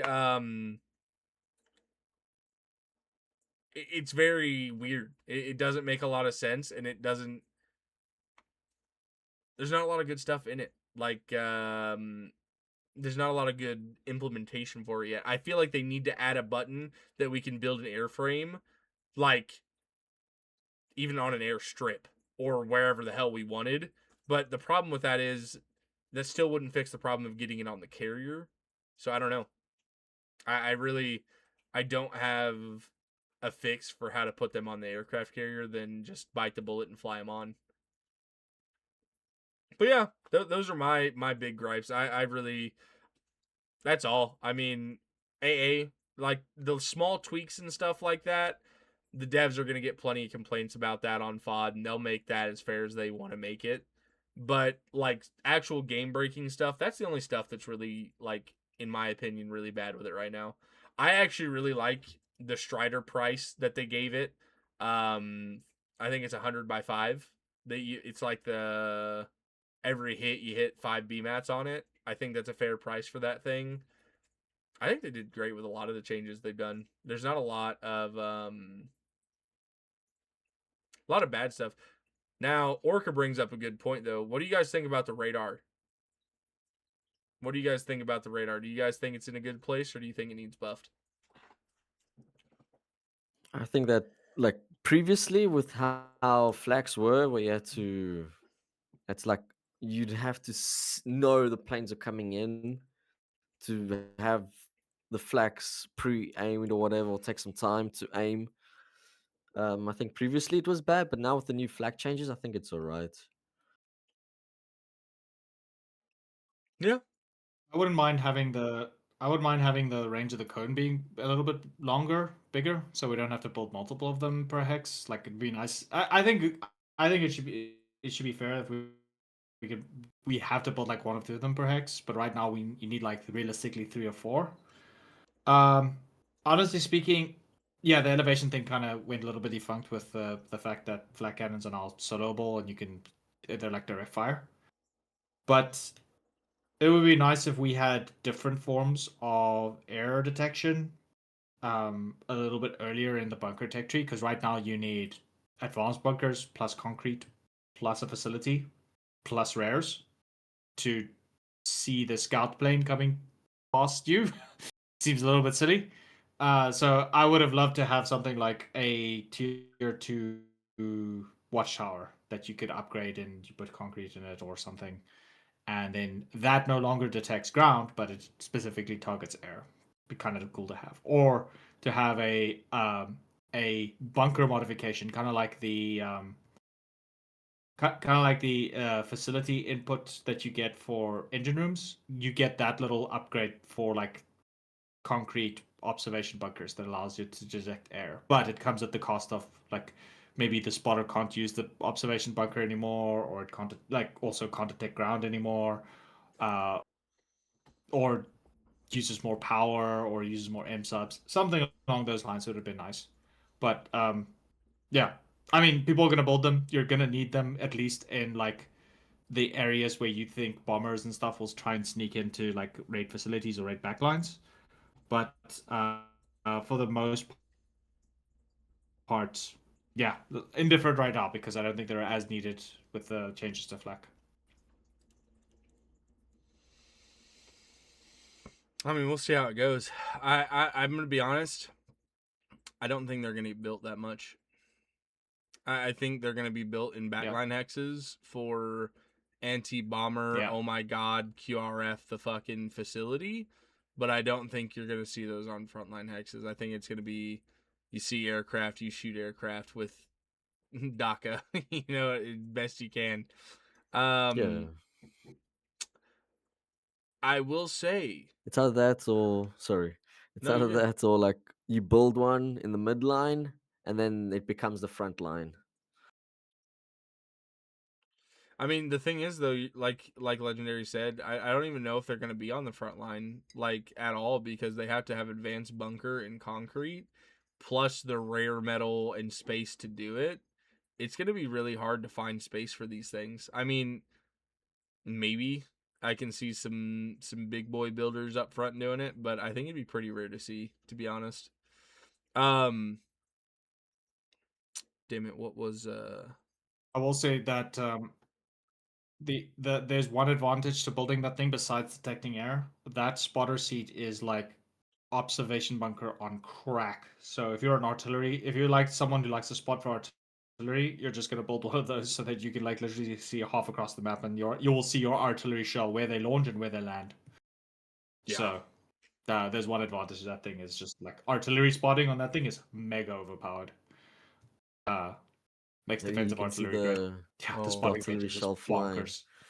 Dude, Yeah, you could literally see. You could literally call out like fire now, and you could follow where the shell leaves the barrel. You could track it all the way to where it lands. It's crazy good. by the way, something that has not been in Dev Branch except one hex that I know of. Have you guys tried to fly in bad weather? Because I'm gonna No, Yeah, fucking tell but you, it's been I super cloudy in Origin all of a sudden. I tried to fly in a snowstorm, and you can't see shit. It is literally white out. You cannot see the ground. You cannot see anything around you. The only thing we saw was the map, and we did grid bombing. We did not put accurate bombs on target. Snowstorms, at least I know of. I don't know about rainstorms, but I know snowstorms. It's white out in the sky. You're fucked. You can see the lines where the Warden like plane is and stuff because you can always just see that line, but there was no like actual visual of the plane. It's bad. Weather stations might be bad, or it might be needed. I think weather stations might be not just a meme. Just a thought though. Oh no, it's not LARP chat. We're screwed. It's not LARP, dude. I'm telling you. I don't think it won't down your plane to fly in bad weather, but it's not. Can't have good vision. And that's pretty important for aircraft. Yeah. Maybe that's a good thing. Maybe you can do a sneaky bombing run, because the enemy fighters can't see you in the snowstorm. You're a dirty bastard. You know that? Oh my god. Maybe, hey, go in Oh, with some you're paratroopers. a dirty man, dude. See, Enemy fighters can't shoot you. this is Just literally drop some like paratroopers in the back. the Fight steady. Americans would never attack during this fucking storm. They would drown in the water. Fucking. What's that? William Dafoe meme with the bombs start hitting your base. That's so crazy, dude. I mean, man, you might. I feel like turbulence should be a thing. Maybe flight control should be hard, but I don't know if we're there. It's getting a yet. little bit. I will just say I think we might need to go into closing discussions. It's getting quite late here, so Yeah, brother. I wanted to ask one more final question. Yeah. One more final question, and maybe we can wrap things up. All right, let's talk about pure aesthetics. Who won? Collies. Who won the aesthetics? Who got who? Yeah, Okay, Carly's, man. Collie bias The aside, warden, what looks cool? What just looks cooler? Just looks the cooler. warden looks like a freak show. I don't know. They just looks like they just stuck things on together. Bro, you can't Like win the with warden that. torpedo bomber, Yeah. bro. That cockpit, it looks weird. It doesn't look good. Bro, it looks like Gru's fucking truck, dog. Yeah. It looks like Gru's truck. That's what it looks like, dog. It looks goofy as hell. But I gotta be Ours honest. looks like I real love it. life. Theirs looks like fiction.